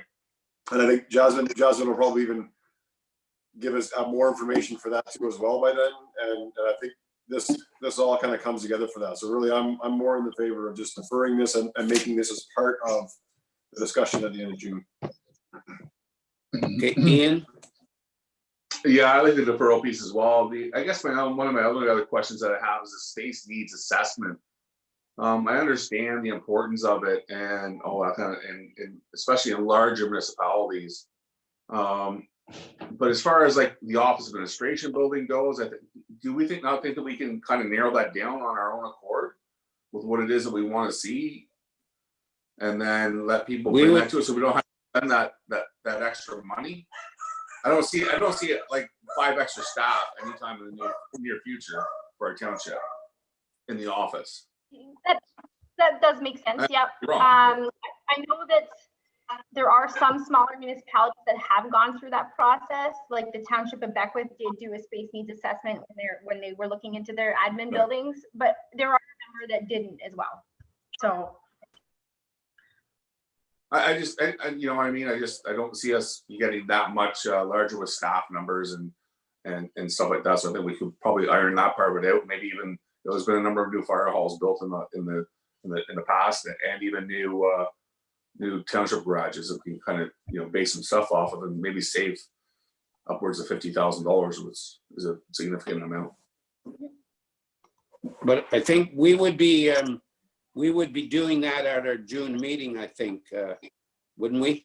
Yeah, that's one of the things we're doing. So it's just the point I was making. That was all. Okay. I do agree with you for all to the next meeting. Yeah. So Jasmine, my question to you is: if we have consensus just to defer this, then do we have to read this motion? No, I think the direction is pretty clear to defer. I think one councillor should make a verbal motion to defer, and you can vote on that. Okay, so I need a mover and a seconder to defer this motion. It moved by Ian and seconded by Claus that we defer this motion. All in favor? And that is carried. So I would encourage council in the meantime, if there are, aspects of the design builds, RFPs you'd like to talk about as a whole, feel free to, send me an email of things that could be included in some of the discussions at the June 23rd special meeting. So please feel free to keep lines of communication open and let me know if there are things that you want to talk about at that meeting. Okay, Jasmine, that motion was moved by Ian, and who was it seconded by? Was it Claus? Claus, yeah. Yeah, okay. Okay, thank you. So that motion was deferred then. And so we're moving on. Did that dog want to say something, or? My apologies. I didn't see his hand. So he can't speak. So moving on, we have no petitions, motions, notices, motions, and no unfinished business. And before we adjourn, I'm going to ask Christy if we have any questions. Christy did forward me one. It is about the chat feature on YouTube. So it's, do you have, as the owner of the video, have the ability to disable the chat feature, because the public are not able to chat? It has been disabled. So yes, on YouTube. So it was proving to be very challenging to moderate both YouTube and Facebook. And certainly we want to make sure that we have one channel to get questions to come to council. So we did, it did, and I apologize, there were some technical issues when we started the meeting as well, so it took a little bit.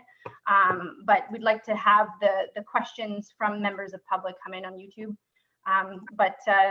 You know, these are council meetings, we're trying to figure it out. So if council wants to talk about that, that's definitely something we can do. That was the question that I had there. Jeff?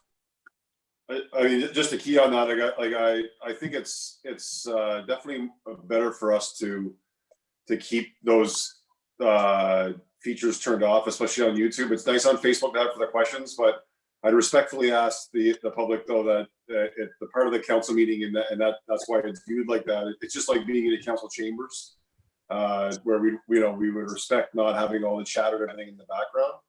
But we obviously we always encourage answer our questions. But I agree that we should be having those things sort of turned off to the chatter because they're there for really for the questions, in my opinion, too, as well. And it's, you know, anyway, that's my thoughts. Okay, thank you. Anything else? Karen? I guess it's the fact that when we're in our council chambers, the audience is allowed that question at the end, so that if a question comes up while we're talking, that's the hard part, is they can't always email it in advance that they're looking to be able to ask that question. Okay. All right. Seeing no other questions. Hang on, let's just Ian? check in with Christy really quick. Oh, sorry. Yeah, what about the people that don't have Facebook? So if you don't have Facebook, you can't ask a question? We also accept questions through email as well.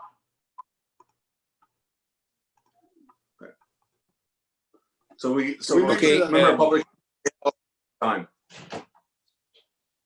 Pardon me, During the sorry. middle of Just the one sec here meeting. now. Sorry, just one sec, please. Ian, you weren't very clear with the last statement. If you can repeat that, please. No, I just want to make sure that people that are the public, if they are watching YouTube, then they can send an email into Jasmine, I guess. Is that who it's supposed to, or Christy or whoever? Either myself or Christy. Yes, absolutely. It's just so that's clear somewhere, so everybody has an opportunity to ask a question if they wish to. That's all. If they don't have a Facebook account, then they wouldn't be able to ask a question. For sure. And you know what? We'll make sure to put a little bit more of the verbiage out. We can definitely put that out on both on the YouTube channel and on the straight on the website as well. We can do that. Thank you. Thanks. Okay, thanks. Anything else? I'm going to ask for a mover and seconder for the adjournment. Hang on. Can we just ask Christy if there was any other questions? I thought there was just the one. Are there any other questions? Hi, I have nothing on Facebook, nothing in my email. We're good. Okay. So mover and seconder to adjourn. Moved by Karen and seconded by Jeff. That the committee of the whole meeting do now adjourn at, can someone help me, please? 8:31. 8:31 p.m. All in favor? And that is carried. Thank you, and thank you to everyone from the public who is listening, and thank you to all the staff and everybody on council. I think that's everything. So good night, everyone. Good night. Thanks, everyone. Night. Bye-bye. Bye, everybody. Oh. Yeah. Did you say something, Jeff? Oh, No, I just That's saying bye. I want oh, Jasmine on. sorry. Bye, everybody. Bye. See ya. Bye.